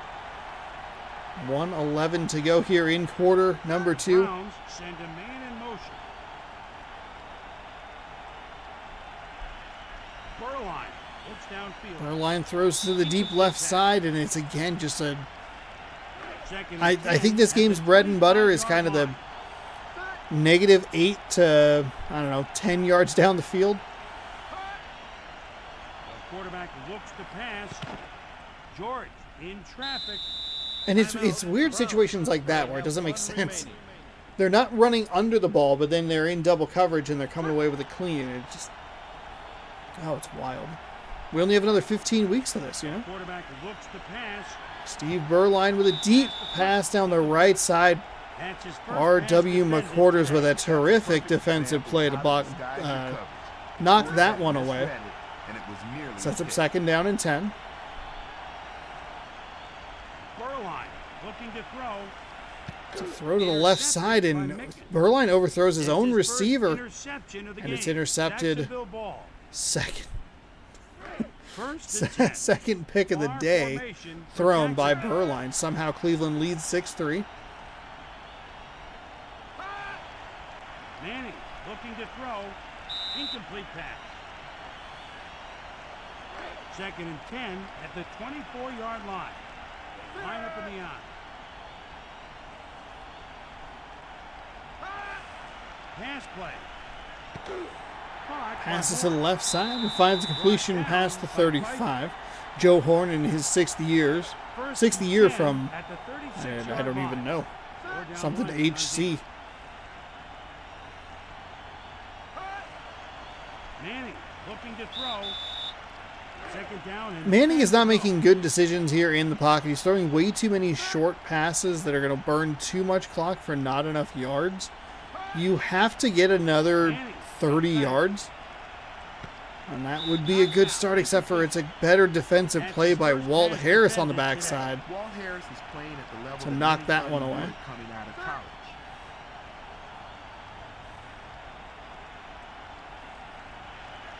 Manning looking to throw. Stop at the 41-yard line. What is happening? These play calls... I mean, the MVP of the game for the Cleveland Browns might actually just be the play caller for the Jacksonville Jaguars, because they are making just bonehead decision after bonehead decision. It's actually a pretty solid run back.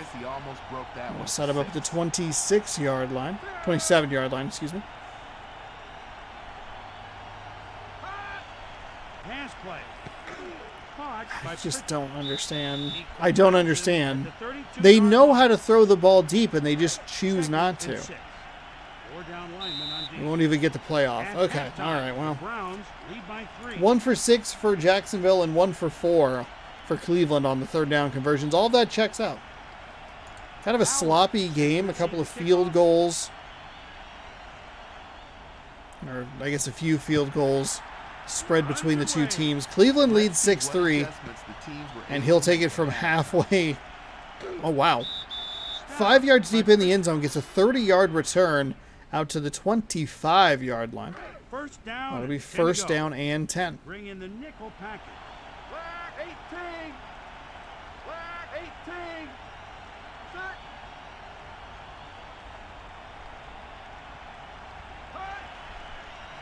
drops back. Caught by Bjornsson. Where was that lineman going? What was happening there? Did you see that? Go back and look at that play. We can't look at it because we don't have instant replay, but one of the linemen was just way behind the quarterback. It's a good throw by by Peyton Manning Bruce Smith is a Hall of to Fame find a caliber really player. nice completion up the field. Bruce Smith. Four down linemen. I don't know that we've seen him in any, I would guess that this would be his last year. Ooh, nice Got him disguise talking on about a the Hall pass. of Fame. Tom Jackson talking about Hall of Fame. Bruce Smith.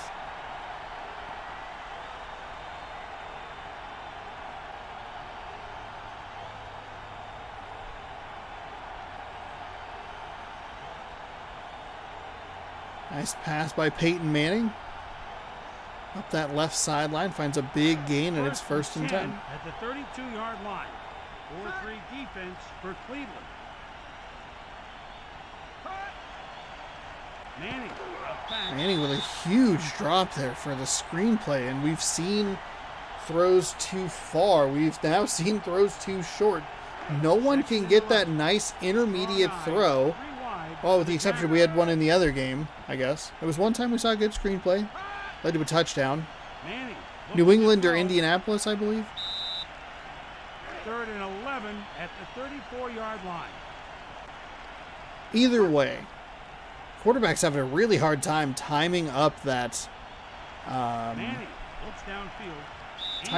Screenplay pass for whatever reason. Lindo Mare, 3 points on the day, 1 for 1 field goal wise. Long of 26. This is a pretty deep one, and he hooked that left immediately. No good. That one had the length, but not the accuracy. And that'll be a miss for the Jacksonville Jaguars. 41-yard line is where Cleveland will start this drive, and they throw a screen pass that's too far out toward the sideline. You got to give your guys an opportunity to follow the blocks. The whole design is to pull linemen to block downfield with a quick, accurate pass to allow them to part the seas of defenders. Weirdly enough, it's worked for Cleveland. Plexico Burress in his second year. First down and 10 in Jacksonville territory. 44? Pass play. Caught by Carter. A 20-yard reception by Carter. It kills the defense coordinator when a man gets that open.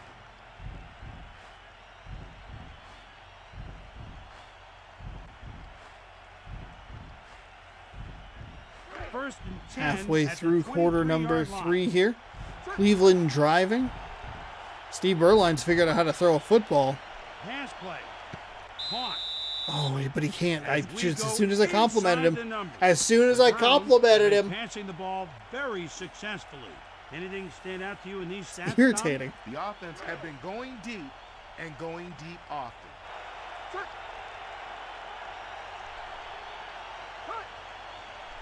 Berline looking to throw. Berline with a nice 9-yard completion to get pass inside the to red Stanley zone. Wilson Should set up a Pritchett third down waiting and for the fairly midnight hour. manageable. Stanley That's his Pritchett, sixth 6th this catch game. of Hardest the catch in day. football is the one in Not getting a traffic. ton of yards because I think he's getting some of those negative ones that are running like right out of bounds. Berline looking to throw. Oh, that's a terrific tackle. That is a terrific tackle to force a fourth down. Keep your team within a touchdown. It's a one-score game. 4th down and 32-yard 2. goal attempt by number 9. Lindell back out on the field. His long is 33. Kick is up, and the kick is accurate and good. Lindell Mare plays here in Jacksonville all year. 9-3 The kickoff by number with 9. 1:22 to go in the third quarter. From the 5-yard line, he'll get up to the 20 and Brought tackled down by Green. First shortly and 10. thereafter at the 22-yard line.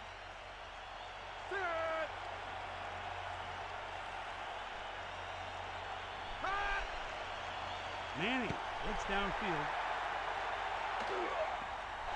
It's a nice job by Curtis Martin to Fouls him at the 32-yard just line. keep going outside and then 10-yard turn up. reception Not really by sure what Martin. camera angle that is. That looks like some Madden 22 garbage right there. 23. Manning, quick drop. It's a 1st and 10, a 9-yard leaping reception grab, or at by least a Ishmael. reaching Third grab catch that'll this game. be Kadri right Ishmael at the line has to gain. I think a flat-out little bit blazing short, speed. yeah, If he with the gets showing in of the open, defense. it's over.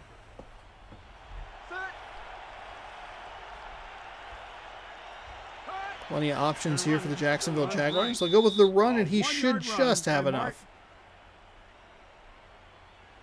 1st and 10 at the 43-yard line.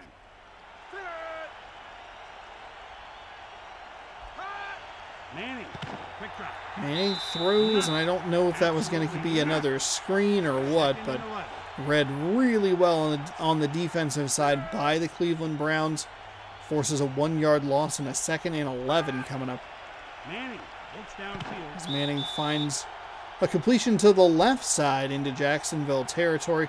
That'll do it for the third quarter. 4th catch of the day At the for end of the Joe third Horn. quarter, the Browns Cleveland, lead by they're on a 6. 9-0 run, but Jacksonville with some nice plays here to get a drive going into Jacksonville 1st and territory. 10 at the 43-yard line.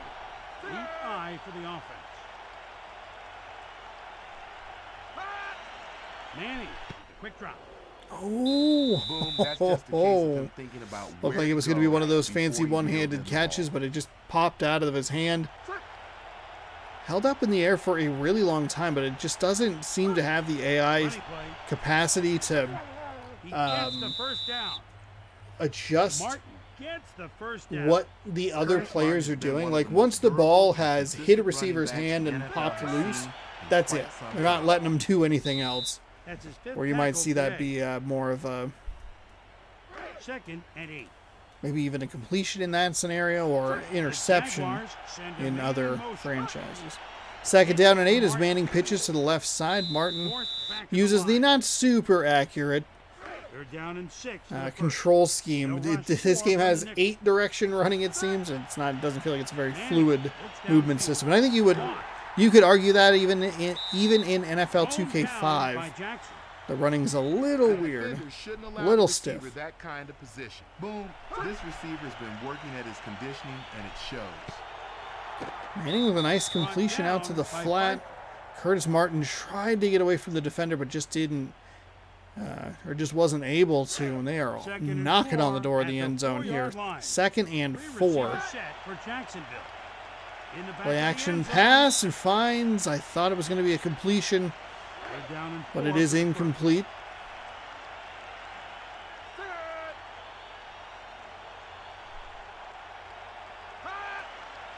Manning looking to throw. There's a completion. That'll be a touchdown to tie at the extra point.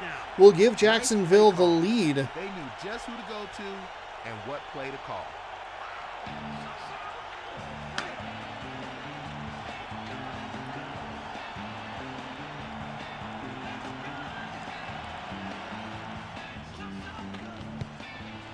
That kick is up, and that kick is good. 10-9.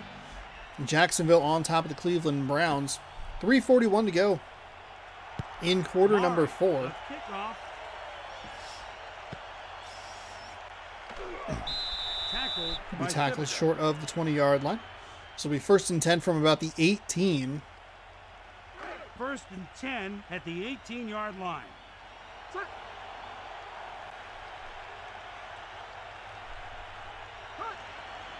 Burline. Quick drop.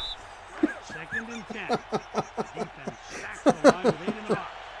You ever throw the football to your like Pass play. little sibling or unsuspecting like nephew or whatever? You throw it and they just like, what's happening? Peter Boulware has speed, strength, and smarts. He's truly a great player. 3rd down and 10. Pass play. Steve Burline looking for a completion to keep this drive alive, and he finds it out at the 45-yard line. Reception by Carter.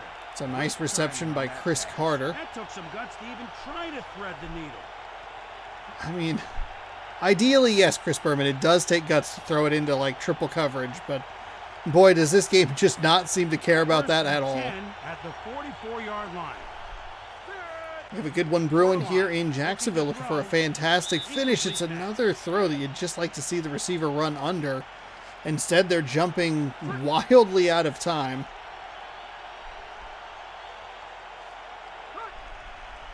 Quarterback drops back. Deep dropped for Burline, who rips it down the right side, and you see exactly the same thing. They hit the apex of their jump so early, and it doesn't matter because they're not even close to it anyway. You can see the target. That's where the ball is going to be.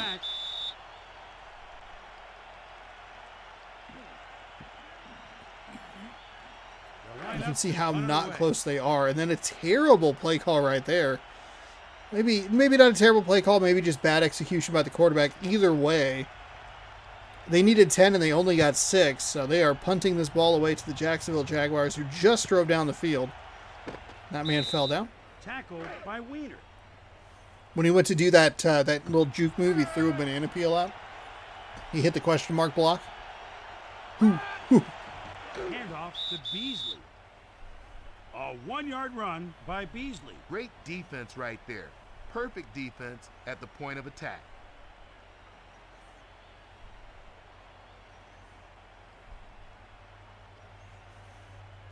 Jacksonville's going to start burning time here. 2nd down and 11. Cleveland should have a full allotment of timeouts at this point. And they'll get the 2-minute warning, so they'll be in really good shape here. 2nd and 11. Should they... lineman on D.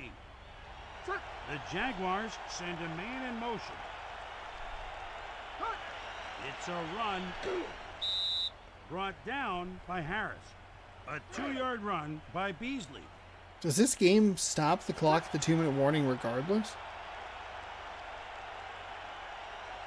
And I just mean, like, it doesn't... Like, in Madden, it would be like the 2-minute warning at the minute 58 mark or whatever.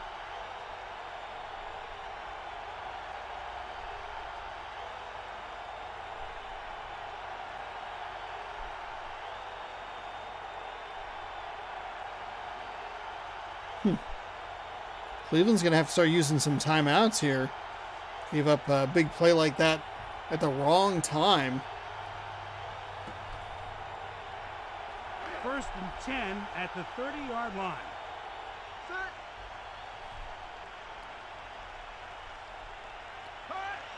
He gives the ball to Martin. That's his 5th tackle today. That's Cleveland. That's where you got to call a timeout. You're only down 1. What is happening? You're going to let them burn another 30 seconds? Clock management is kind of nice, but also not perfect. Cleveland should have been taking timeouts real early in this situation. I don't really understand the logic of why you wouldn't want to do that.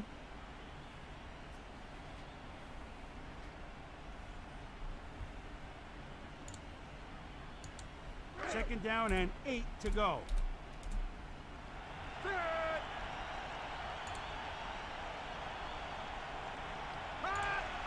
Keep it on the ground. And with a fullback run, you gotta just turn up field. You went around for no reason. You just right up the gut. And you have it. 30 seconds to go here. 3rd down and short. Last chance. Timeout, Brown. They have 1 remaining.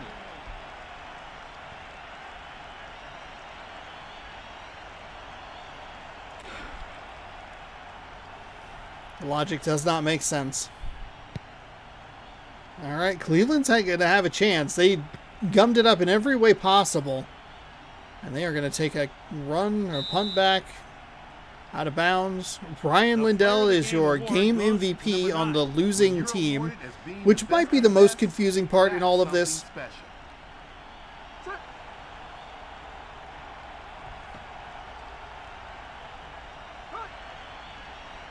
Burline looks downfield.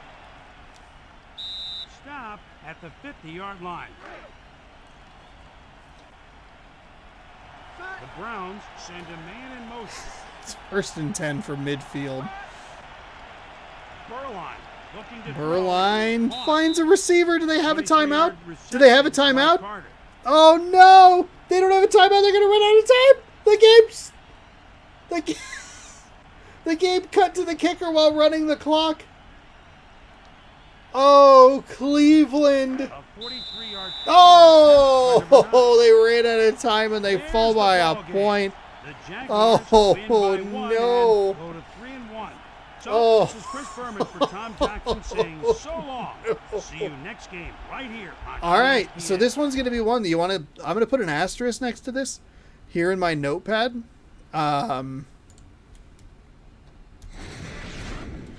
Clee ran out time at for GWF.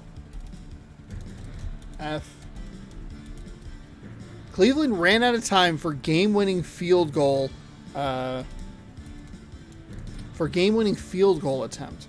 We're going to keep that one in our back pocket. It's possible that it won't really matter anyway, just because these teams could go in very different directions. We take a look here at the AFC Central. Pardon me. The Jaguars improved to 3-1 after that victory. The Browns fall to 1-3. But who knows? As we continue, could end up being important. All right, our fourth and final game of the day. We're gonna go to Oakland and watch the Seattle Seahawks, who just announced their throwback uniforms. They look great. It's very nostalgic for me. That's the logo I think of when I think of Seattle, not their new one, which is like angrier. Live from They Oakland, California. they do look NFL nice. Primetime matchup on ESPN. They do look nice. Hello again, everybody. Welcome. Of course to it is, you NFL know. Primetime. I'm Chris Berman. He's Tom I Jackson. saw a kind of a weird All of us tweet at about Primetime and the all new of us at ESPN. or the Titans uniforms, where they're bringing back what the do these two Oilers teams colors, which bring is to the kind of table always a today? weird thing because they're like, we Raiders took come the to Oilers this team game and then we're leading gonna go ahead and the use NFC their Central, having won uh, 3 games in a row. Meanwhile, the Seattle Seahawks enter the game in second place of their division. Defensively, they're currently ranked 4th in the NFL. we're gonna take your team and then we're gonna go ahead and just and use your 22nd uniforms as well, when it comes to which seems a defending the little pass. weird. Thanks, So they Tom. won't just let Houston have them. The Raiders set to receive the kickoff.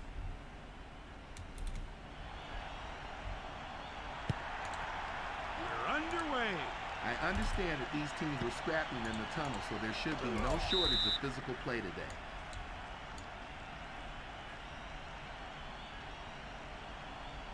First and 10.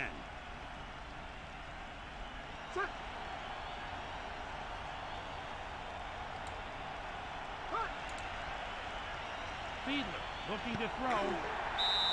Pile driven at the 31-yard line. The defense has to be asking themselves, what did we do wrong after that play? First and 10.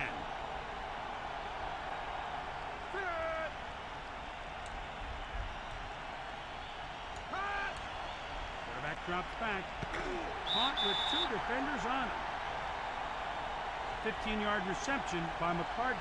Yep. Since being released by the Browns 3 times Keenan in McCardell? 1992, Keenan McCardell has emerged into one of the NFL's best receivers. All right, the Raiders off to a hot start. They are undefeated in this game.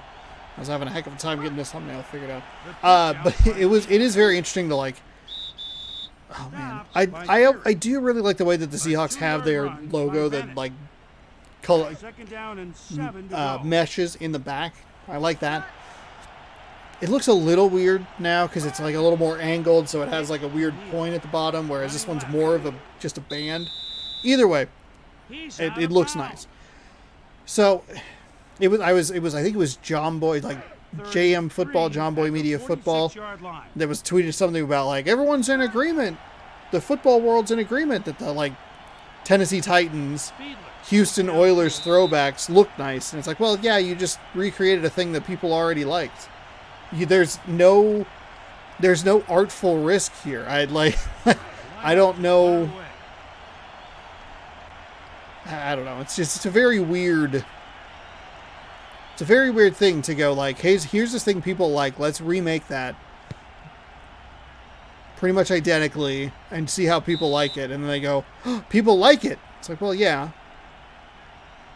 Seahawks new uniforms look incredible. It's like, yeah, they look the same. They look like they used to. You're not really doing anything. The 11-yard line. artistic or unbelievable, you know. I mean, the Seahawks' current uniforms, still ugly. They've had them for years. They are awful. They look like a college team.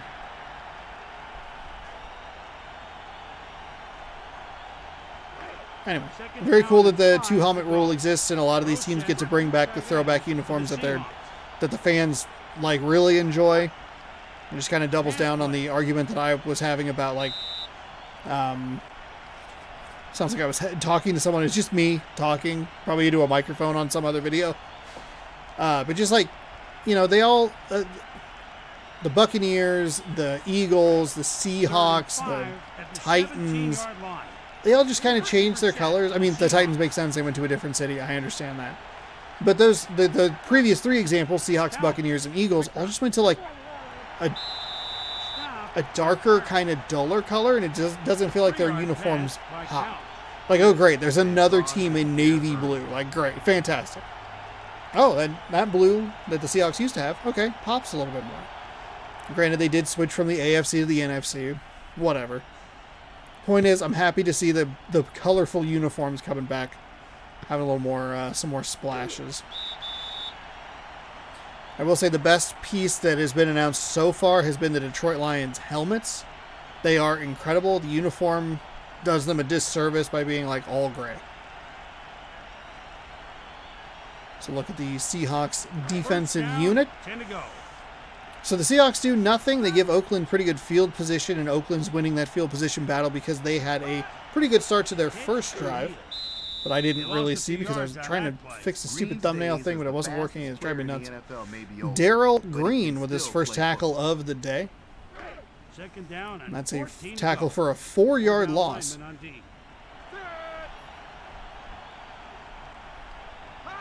Part of me picked this game because I was curious if they would have the baseball field in it, and it does not appear that they do. This game would theoretically take place right around the tail end of the baseball season, so some of those old Oakland games would have a baseball diamond just in the middle of it. A 4-yard pass to Neal. Which I can't remember if I liked or didn't like as a kid. I feel very undecided about it now. Williams back to punt. I think I lean more towards it looks stupid. But like as a kid, does it stand out because there is like a weird patch of dirt in the middle, you know? Stop at the 21-yard line. All right, Seattle back out on the field for their second drive of the game. So the Seahawks can put themselves into a tie for first place with a victory here in Oakland today. First place in the AFC West. A 5-team AFC West comprised of the Seattle Seahawks, Oakland Raiders, San Diego Chargers, Denver Broncos, and Kansas City Chiefs. Two of those teams no longer reside in the city that they do in this game, or did in this game. They're down in 4 for the first.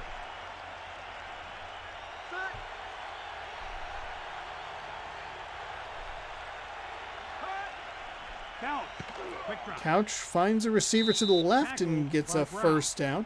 Peter Warwick with his first grab of the day. First down and 10 to go. 4 down linemen on D.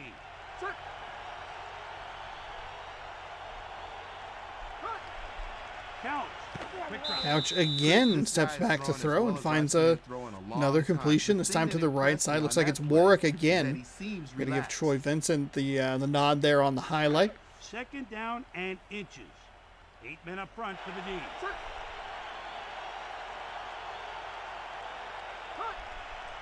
Play action fake. Play action pass. You know, I like that on this that down and distance right there. Third and Then third and short, maybe you just kind of, even though it's predictable, you just try to run the ball right up the gut. See if you can get it. I mean, the ball is like on the first down marker itself. Going to go with another play action pass. It's a shorter throw, but an excellent defensive play there. Raiders defender stepped right in front of it, batted it away. It'll be fourth down and short. I think you could make the argument that you want to just try to pound the rock, get it across, get that first down, but I don't know. I like a little bit of a shot down the field with a shorter down in distance and then go back to the run game. I don't love the play action pass there, and the throw wasn't great. The Raiders send a man in motion. So I think it can be a little disappointing to have second down and short and not come up with the first down. The referee takes a fall every single play, it seems. Strong eye, receiver in the slot for Oakland. Second down and 10. 21 seconds to go here in the first quarter. Oakland going with a running play. Third down and 7. Pick up a few yards. It'll be third down and 7.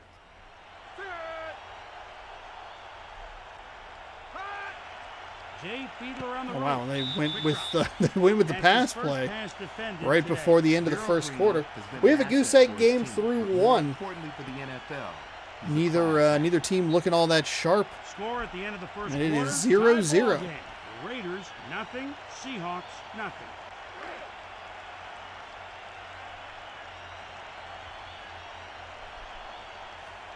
Rodney Williams, 2 punts, 1 inside the 20. This one will not be inside the 20, but the man is right there. Oh my goodness. How is he able to return that ball for anything? How did he get yards on? There were 2 men. I thought for sure that was going to be a muffed punt and a turnover, but instead, a couple of Raiders could not get the immediate tackle. That'll be first and 10 for the Seahawks unit right around midfield. Couch with a nice throw to the left side. 19-yard reception. 19 yards. Thank you, Chris Berman. Pass reception today. Sometimes you've got to gamble Make and it down to give the your receiver 31-yard line. opportunity to A couple make of the receivers split to the top side of the screen. Ball to Green. Green trying to find a little room off the left side. That hole closed up quickly after a short gain. 3 yards to be exact. Second and 7.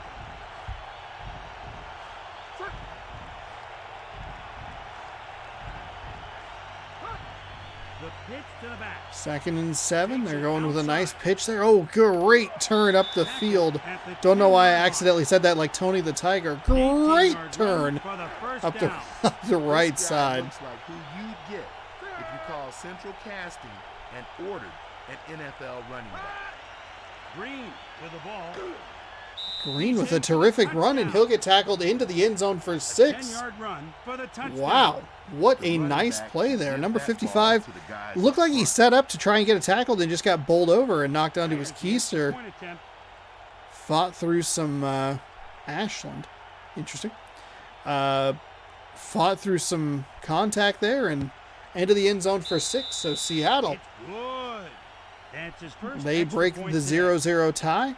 Get on the board first with 3:45 to go in quarter number 2.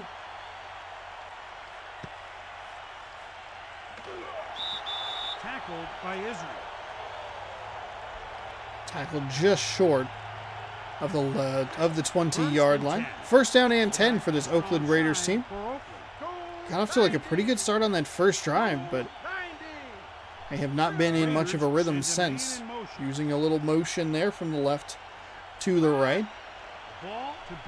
Oh wow, that's not a terrible call at all. Motion might have freed up a defensive assignment, right? You pull him from the left side of the formation to the right side, or right side to the left side. You get one of those guys to maybe just scooch a little bit over, Tackled by Theory.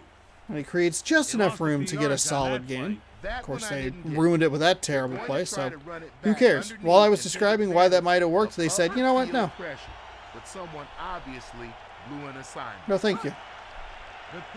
Third down and 10. They're going with the halfback pitch, and Seattle's lucky that they did not come down with that. The receiver was in good position, but just, I guess, took his eye off the ball for a second or something, but I don't know what's going on. This Raiders team does not look like a 3-0 football team, and those kinds of plays reek a little bit like desperation, especially this early in the game. Really nice run back there for Seattle. A first down. They've had a couple of really good punt returns in a game that does not tend to give really good punt returns. Seattle played Oakland in the first game, or in the first week, I should say, of Madden NFL 2003, and won because of a punt return for a touchdown.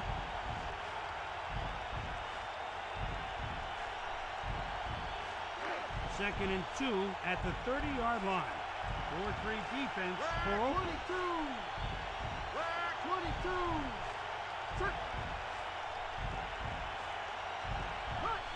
Running play. Second and 2, going with a running play. Really nice.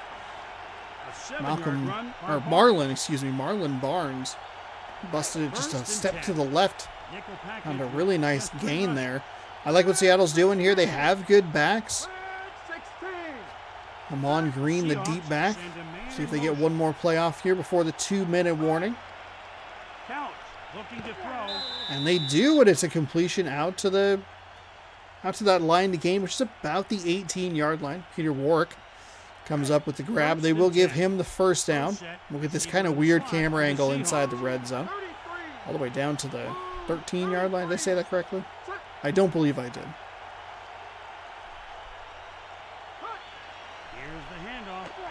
There's a nice handoff. That time, number 55. He didn't get knocked on his behind that time. On the touchdown run, he had set up and looked good to try and get the tackle and got knocked down. That time he set up, threw down the running back after a 3-yard gain. Clock is moving inside of 2 minutes here. Oh, that is a really nice run by Barnes. That just closed up so quickly. A really good read and good reaction by the Oakland defense. Down and 2 for the first.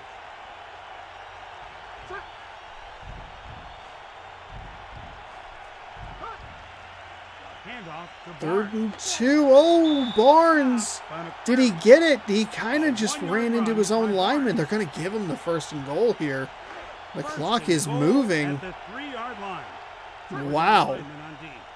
He was running into his own lineman for a good bit of time there and still able to find enough room to get the first down. And that first down and goal immediately converted into a touchdown.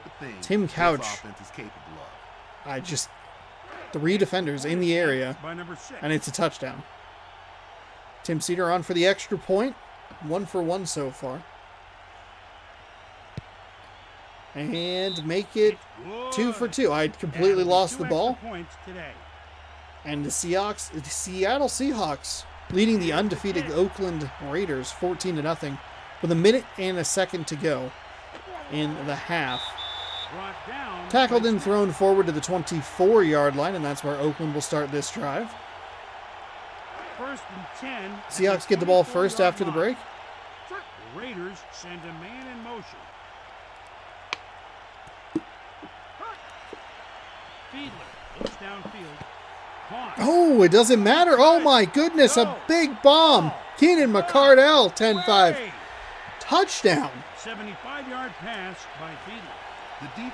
It's a good thing I started taking a drink of Mountain Dew because I was going to say that Seahawks get the ball first, and this could be a real doomsday scenario for the Oakland Raiders, but it looks like that's a receiver on a linebacker, and that is an advantage receiver there.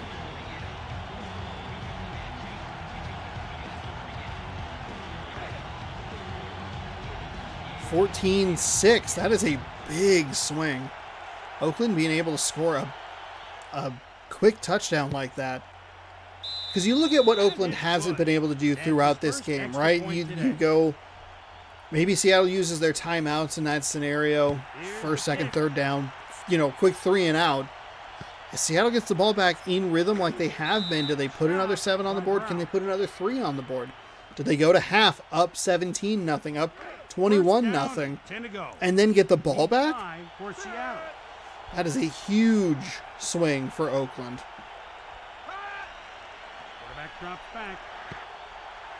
Oh, I thought he had it. It sounded like it hit some hands. Got crushed right into another Seahawks receiver.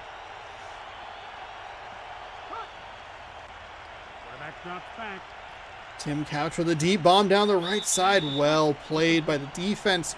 Troy Benson with just a fantastic deflection right there. And then there's bad decisions. He had no business trying to thread that needle.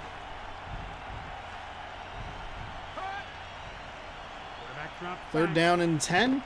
And Seattle's going to keep this drive alive. That's a big completion right there.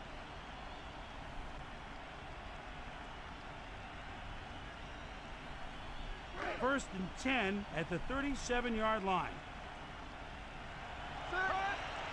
Count. Quick drop. Ouch. Oh, he had it in his hands and it got... Oh my goodness, they're going to call a pass interference there. Defensive pass interference. Wow. On First number and 10 on the 15, Seattle defense. 41-yard line. First down. And I don't 10 think that was to go. much of a yardage gain, Defense set but up to stop the run. whatever. Also, that looks like more the 42, but okay. Maybe that's why I'm getting confused. A Tim Couch quarterback draw to a timeout.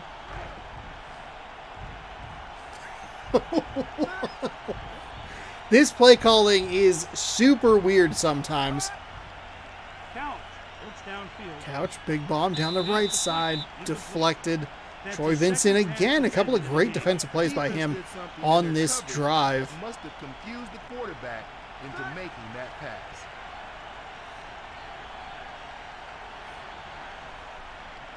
Count. Looks downfield. Tim Couch again. Is that the same guy? That's his third pass defended this game. I can't It's his believe third pass he was defended in like the that last play, 4 but he was plays. lucky that Vincent one is wasn't making a picked off. highlight reel in this drive alone. 4th down and 9. They're going to go for it. It's going to be that big bomb down the field. We'll see if Couch can get it there. Looking to He throw. lets it rip. This one is going to be short of the end zone again. We've seen 3 passes right before the half that have all been short. And they'll keep this 2 of drive them alive. within 5 yards. So Seattle will pad their stats a little bit, though they were looking to pad the score. They give up the big play toward the end of the half, and while it looks like they have up nearly 200 yards, you could probably knock that down by about 50. It's a little more even. So here's a... Why is this jersey so dirty? That's a very small, weird thing to notice about this game, or just a weird thing that's in this game. All the jerseys get dirty regardless.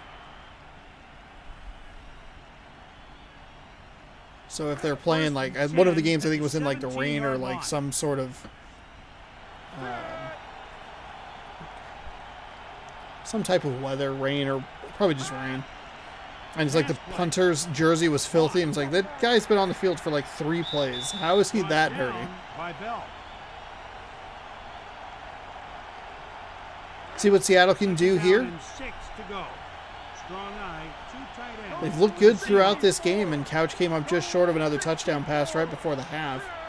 See what Oakland can do defensively to give their offense an opportunity to tie this game up. Couch throws to the left side and finds a receiver near the 40-yard line. It's a nice completion in between a bunch of defenders. Has to want it more than the defense, and he has to prove it. I formation. Quarterback looks to pass. They're going to go nearly an interception there. It looked like 2nd and 10 at the 39-yard line. Like that Oakland Raiders defender was in a very good spot. One of the weirder things I'm noticing as well, the helmets they get dirty as well, kind of smudged up and goofed up as the game goes along, which is pretty fun. Madden's helmets typically look pretty nice, minus like a little patch of like grass. If the developers or the dice roll so chooses to have. Oh, defender was in such a good spot. He couldn't come up with that pass deflection at all. Warwick didn't really run that good of a route, and it wasn't that good a timing by Tim Couch.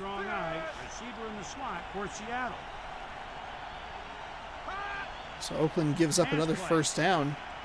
Couch kind of dinking and dunking his way through. That's a terrific example of what I was talking about earlier. That ball got popped up, and the AI just went, okay, play's over. Even though it still technically is not until the ball hits the ground. Would have been a great opportunity for a tip pass interception. There's a really nice run by Amon Green. Inside the 40, 38 yards on just 6 carries. 6.3 yards per carry. For balancing the offense. The Seahawks send a man in motion. Pass play. Tim Couch throws a long ball right there. That, at least he didn't go up for the interception, or didn't go like jump for the reception. But that looked like, a false start on number 62. You can see that one at least. And it was one of the interceptions thrown by, I believe, by the Indianapolis Colts, where it just threw it long and the defender was right there. Is not going to win in any points with the coaches. He pulled him off the field just to scream at him for a 5-yard. That doesn't make any sense. While the official's announcing the penalty, the coach subs him out just to yell at him. There's a really nice run by Amon Green. Wow, that is a great run. That is why he is averaging 6.3 yards a carry or whatever it was. Monster run to make this a 3rd and manageable, and to get back into field goal range. That's a nice catch. He's stepped out of bounds. It's 4th and 1 when it should be 1st and 10. Oh my God. He spun for no reason. He had the first down. And the kick's no good. Oh my goodness. Oh my goodness. That is, oddly enough, only the 2nd most disastrous sequence of events for Seattle Seahawks football that we have seen in this series. Go back to last season's game, Madden 04. And it was... nowhere to run. They lost a few yards on that play. Well, Chris, I moved the notes. Wasn't how they drew it up in the locker room. It was whichever game has Seattle playing Cleveland. That game was... he gets the first down. I can't believe it. He had the first down and spun out of bounds. That is unreal. 1st and 10. 4 down linemen on D.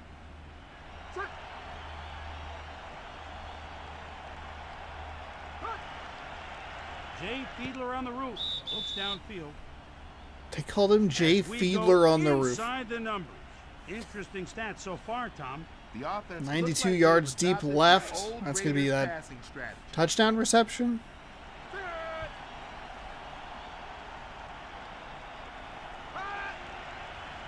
Fiedler looking to throw. Fiedler down the right side, intercepted. That is a really nice play by the Seattle Seahawks right there. That's his first interception. You start to get a little worried if you're a Seahawks fan.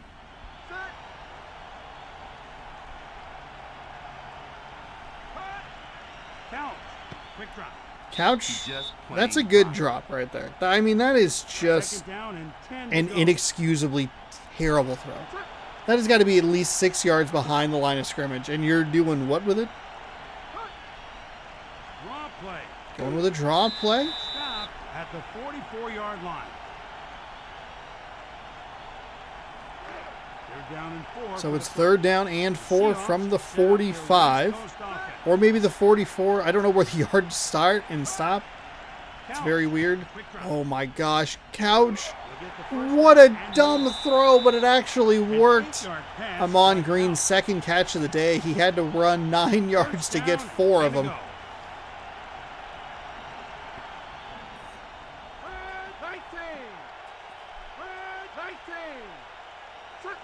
If you're going to have the receiver run to the flat, just have him run parallel to the line of scrimmage. You don't have to have him run 8 yards back. Incomplete pass. 2nd and 10 at the 46-yard line. Terrific individual effort there by Amon Green to help Seattle pick up a first down. Not a great play on 1st and 10. Couch threw an incompletion. That time they're just going to hand it off to the fullback. 3rd down and 7. I think in today's football you would see them just run this down to the end of the quarter. But not in 2001. Oh no! Oh, if this was a disaster! Boom, he's going to be hearing it from the coach. Oh no, Seattle has had 2 of the worst endings to drives that we've seen. He was just running directly into the lineman that time, and he stood himself up, got hit, and fumbled the ball. 2nd and 10. Oh, Seattle. Seattle is what we call Coogan it here in the Northwest. They are snatching defeat from the jaws of victory. Fiedler drops way back, deep pass. Nice deflection by Seattle. Darrell Green. With 47 Nice pass interceptions defense to his right there. name, Darrell Green continues to lurk in the secondary with ambitions to add to his total. Fiedler with another deep, drops a short pass. Sure-handed tackling by the second guy who got there. Reception by Neal. That's his 2nd catch of the game. At the end of the 3rd quarter, the Seahawks 14, Raiders 7. All right, we are through 3. That was kind of a wild 3rd quarter. Nothing happened offensively from like a points perspective, but Seattle got an interception, had 2 terrible ends to drives. I think Oakland threw a pick as well. Stop at the 17-yard line. Way to stay in And we your start the lane 4th and quarter not with allow a the returner punt a chance and to hit get a late return. just about as soon as he could. So it's 1st down and 10. Seattle still leads by 7. They're going with a pitch. He's wiggling around in the backfield. Finally tries to move upfield. Not a... actually, pretty okay run. 2nd down and 6. Okay.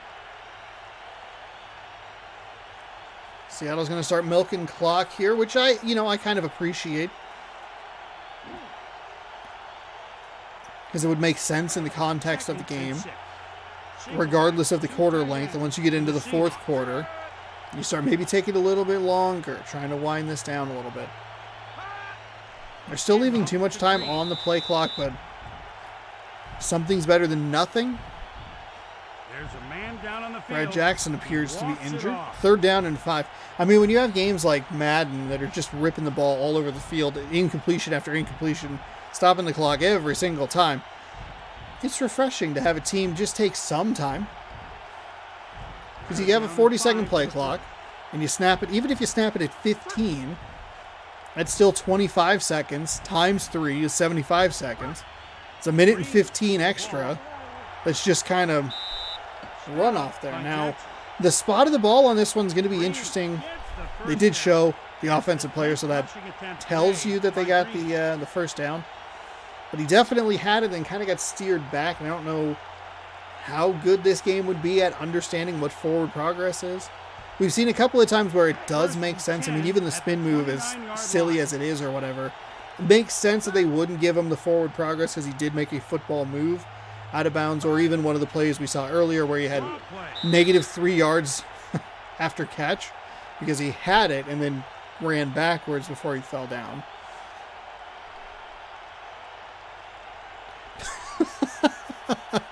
Not injured. So 2nd down and 14 after the failed draw.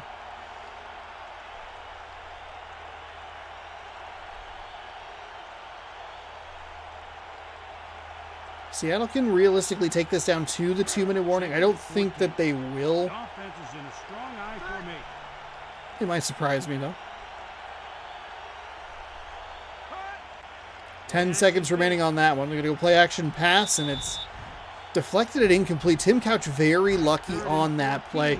Defender was in incredible position to deflect that ball away. So if you're Oakland at this point, I think if they run the ball, I think you try to take a timeout. They're going to go with a pass. It's going to be a completed pass. I think that's where you pop a timeout. Save yourself as much time as possible. Seattle can run it down to the 2-minute warning before punting this ball away. I think that's... You look at the failed draw and you just go like, screw it. Just run the ball. Run it down to the 2-minute warning. Run the 3rd down. Knock it down to 120. Then punt it away. From the 25. Tackled from his left. It'll be 1st and 10 for the Oakland Raiders at the 35-yard line. They need a touchdown to tie. No scoring so far in the second half. There's a throw deep down the middle, and that is a nice completion into Seahawks territory for number 82. Second catch of the game.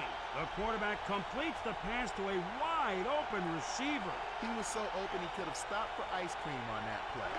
I don't know that he was that wide open, but all right. The quarterback looks to pass.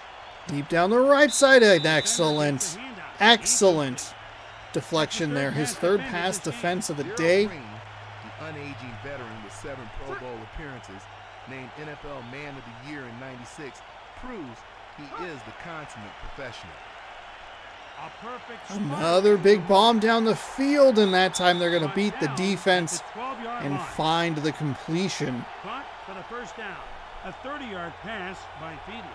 I want to take my hat off right now and say great job, Just John, went right back on to that it. completion. First down and 10 to go. 2 running backs out of the shotgun for Oakland. In the back of the end zone. The Oh throw out of bounds. my goodness. Let's go Oakland inside is the numbers. just Tommy, what do you think of the game so far? throwing The offense looked like this they've ball down the adopted field. Old Raiders passing strategy.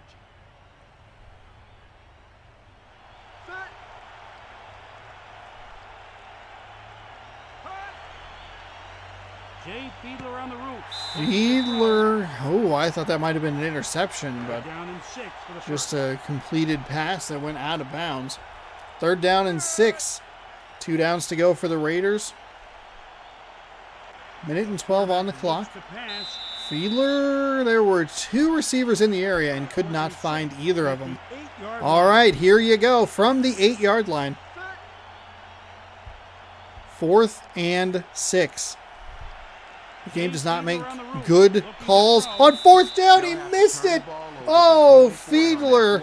He had what he was looking for, but couldn't find it. Seattle's not out of the woods yet. I believe Oakland has all of their timeouts. I don't think they took anything. Oh, but a nice spin move is gonna. They're not gonna take timeouts. Okay, the clock strategy pretty broken here.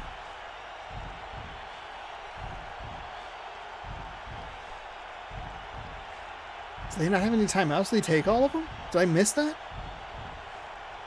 I think this game just likes taking the timeouts really deep into the clock for some reason.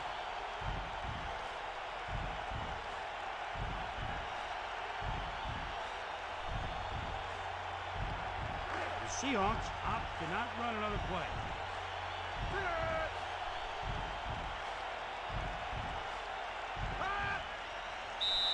Timeout. Okay, now they're going to take a timeout. They have 2 remaining. I don't understand.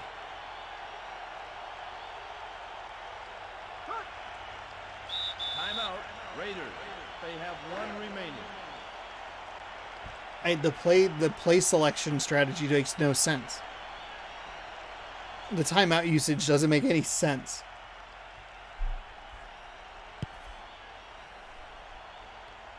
So Oakland's going to have a chance here. Tackled at the 50-yard line. Troy The Vincent player of with the game 3 award pass goes to defenses Vincent. and Being 5 awarded tackles. MVP is just icing on the cake for this true professional. They keep picking MVPs from the losing team. I don't understand why that is. The quarterback looks to pass. Intercepted. Seattle's going to escape with a victory. It's his first interception of the game. Seattle Wow. Seattle Seahawks are content to just with a run out the pretty clock. good game. I mean, they almost broke there towards the end, and they gave up the big pass play. But other than that, Raiders. pretty solid effort. I mean, they came up with a couple of good turnovers at the perfect time, right? You have that disastrous, end where they had the first down and then spin move to a 4th and 1, immediately a missed field goal. You give Oakland the ball back, and then you pick it off. I'm just, wow. What a game. What a game. And that will conclude our ESPN NFL Primetime 2002 coverage this week. We have a couple more games just to sim. Okay, Joey Galloway, your AFC offensive player. Let's take a look at the stats, or the scores. We'll look at the standings, and we'll take a look at the primetime players. Packers beat the Panthers in a low-scoring affair, 6-3. The Patriots beat the Colts in the first game of our quadruple header, 17-10. That game was not as close as you might think. Patriots led 17-3 for most of that. Washington clobbered Kansas City by the score of 48-3. The Rams beat the Dolphins 34-7, so a couple of very lopsided games, and we're going to triple that off with the Giants, 4-score winners over the Saints, 27-0. Bills come back from down 14-3 and win 18-14. The Buccaneers beat the Vikings in an NFC Central rivalry, 17-13 your score there. Falcons by 1 over the Cardinals, 7-6. That is, believe it or not, an NFC West matchup. Broncos over the Ravens, 13-7. Chargers fall to the Bengals at home, 24-20. The Jaguars beat the Browns by 1, and the Browns just ran out of timeouts and ran out of time. They had exactly what they needed. If they had just one more timeout, they could have potentially kicked a game-winning field goal. As it stands, 10-9 is the final. I have an asterisk on that one with, noting that Cleveland ran out of time. Will it affect the playoff race? I don't know. We'll find out here in just a moment. Seahawks over the Raiders 14-7 and a good one to cap us off in our quadruple header. The Eagles beat the Cowboys 13-10. That's what you want to see. Dallas runs the NFC East throughout most of these seasons. Washington, I think, made the playoffs in season 2 and then promptly lost. 49ers fall to the Jets by the very weird score of 8-7. Your AFC primetime player, offensive player, is Joey Galloway. 2 touchdown receptions, 120 yards for the Buffalo Bills. Junior Seau, primetime player. Oh, San Diego fans or Chargers fans, look away because he is playing for the Denver Broncos. Seau with 4 sacks, 5 tackles, a forced fumble, and a pass defense. The AFC special teams player, Washington State alum Ryan Lindell for the Cleveland Browns, even though his team lost by 1. On the NFC side of things, Torrey Holt, 3 touchdown receptions, 158 yards, 52 yards after the catch. The NFC defense for the Minnesota Vikings, 4 sacks, 6 tackles, 1 forced fumble. Cornell Brown of the Minnesota Vikings. And last but not least, John Carney, 6 extra points and 2 field goals for Washington. He is your NFC Special Teams Player of the Week, and I believe that's the second time he has had that distinction. But this menu, okay, there it goes. Yeah, there it is. Week 2 and week 4 is John Carney Special Teams Player of the Week. Primetime player, whatever. All right, here is a look at the standings. The Buccaneers, the lone undefeated team at 3-0. The Seahawks, Raiders, Bengals, Jaguars, Bills. This menu system is awful. Patriots, Falcons, Rams, Packers, Washington, all 3-1. A lot of 3-1 teams, but only one 3-0 team. Over in the NFC, we'll start with the East. Washington leads the division at 3-1. They are 85-43 points for and points against. That's after a big blowout too. Cowboys are 2-2 with doesn't matter. Cardinals, Eagles, Giants are in the 1-win section, I guess. Falcons lead the NFC West with a record of 3-1, but they are tied, I guess. The Falcons are 3-1. Only scoring 33 points. The Rams are 3-1, scoring 63 points. That is wild. Those two teams are tied for the division lead in the NFC West. The 49ers are right in the middle at 2-2. The Saints are 0-3 and they have scored a single touchdown. The Panthers are 0-4 and they have scored only 13 points. The Buccaneers lead the NFC Central at 3-0. The Packers are just behind at 3-1. The Vikings are 2-2. The Bears are 1-2. And the Lions are 0-3. The through 4 weeks. The Bills on the AFC side, or we'll start at the East for the AFC side. The Bills and the Patriots lead the AFC East with records of 3-1. The Colts fell to 2-2 today. The Dolphins, the Jets are also tied with the Colts at 2-2, and the Dolphins are 1-3.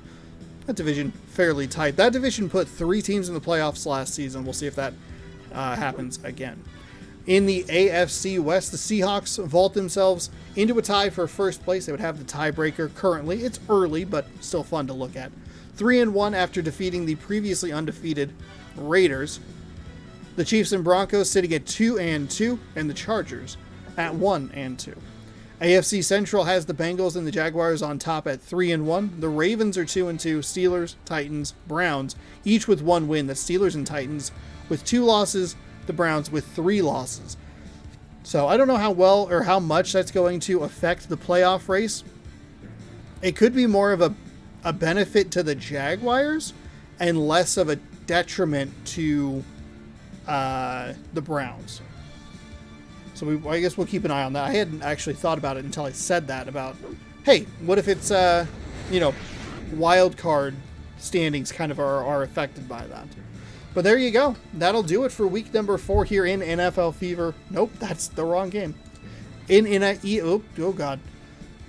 ESPN NFL Primetime 2002. Hopefully you enjoyed. We'll be back next week with another brand new installment. Week number 5, and then we'll have week number 5 and then week number 6. Yep. 4, 5, 6. And then the 15th will be a Madden first look, and then we'll get back into some stuff until that new 2K arcade football game comes out, and we'll take a peek at that. Maybe. I know the release time of the one, but I don't know I know the release time of Madden, but I don't know the release time of the other game. Anyway, thank you for joining me. Hopefully you enjoyed. Be sure to scroll down, subscribe, ring the bell. You'll be notified when I post new videos, and you can catch this series, Random Rosters, every single Tuesday right here on the channel. So be sure to tune in for that. Check out the playlists for more. Poke around the channel, see if there's anything else that interests you, and we'll see you next week. Good sports. Go football.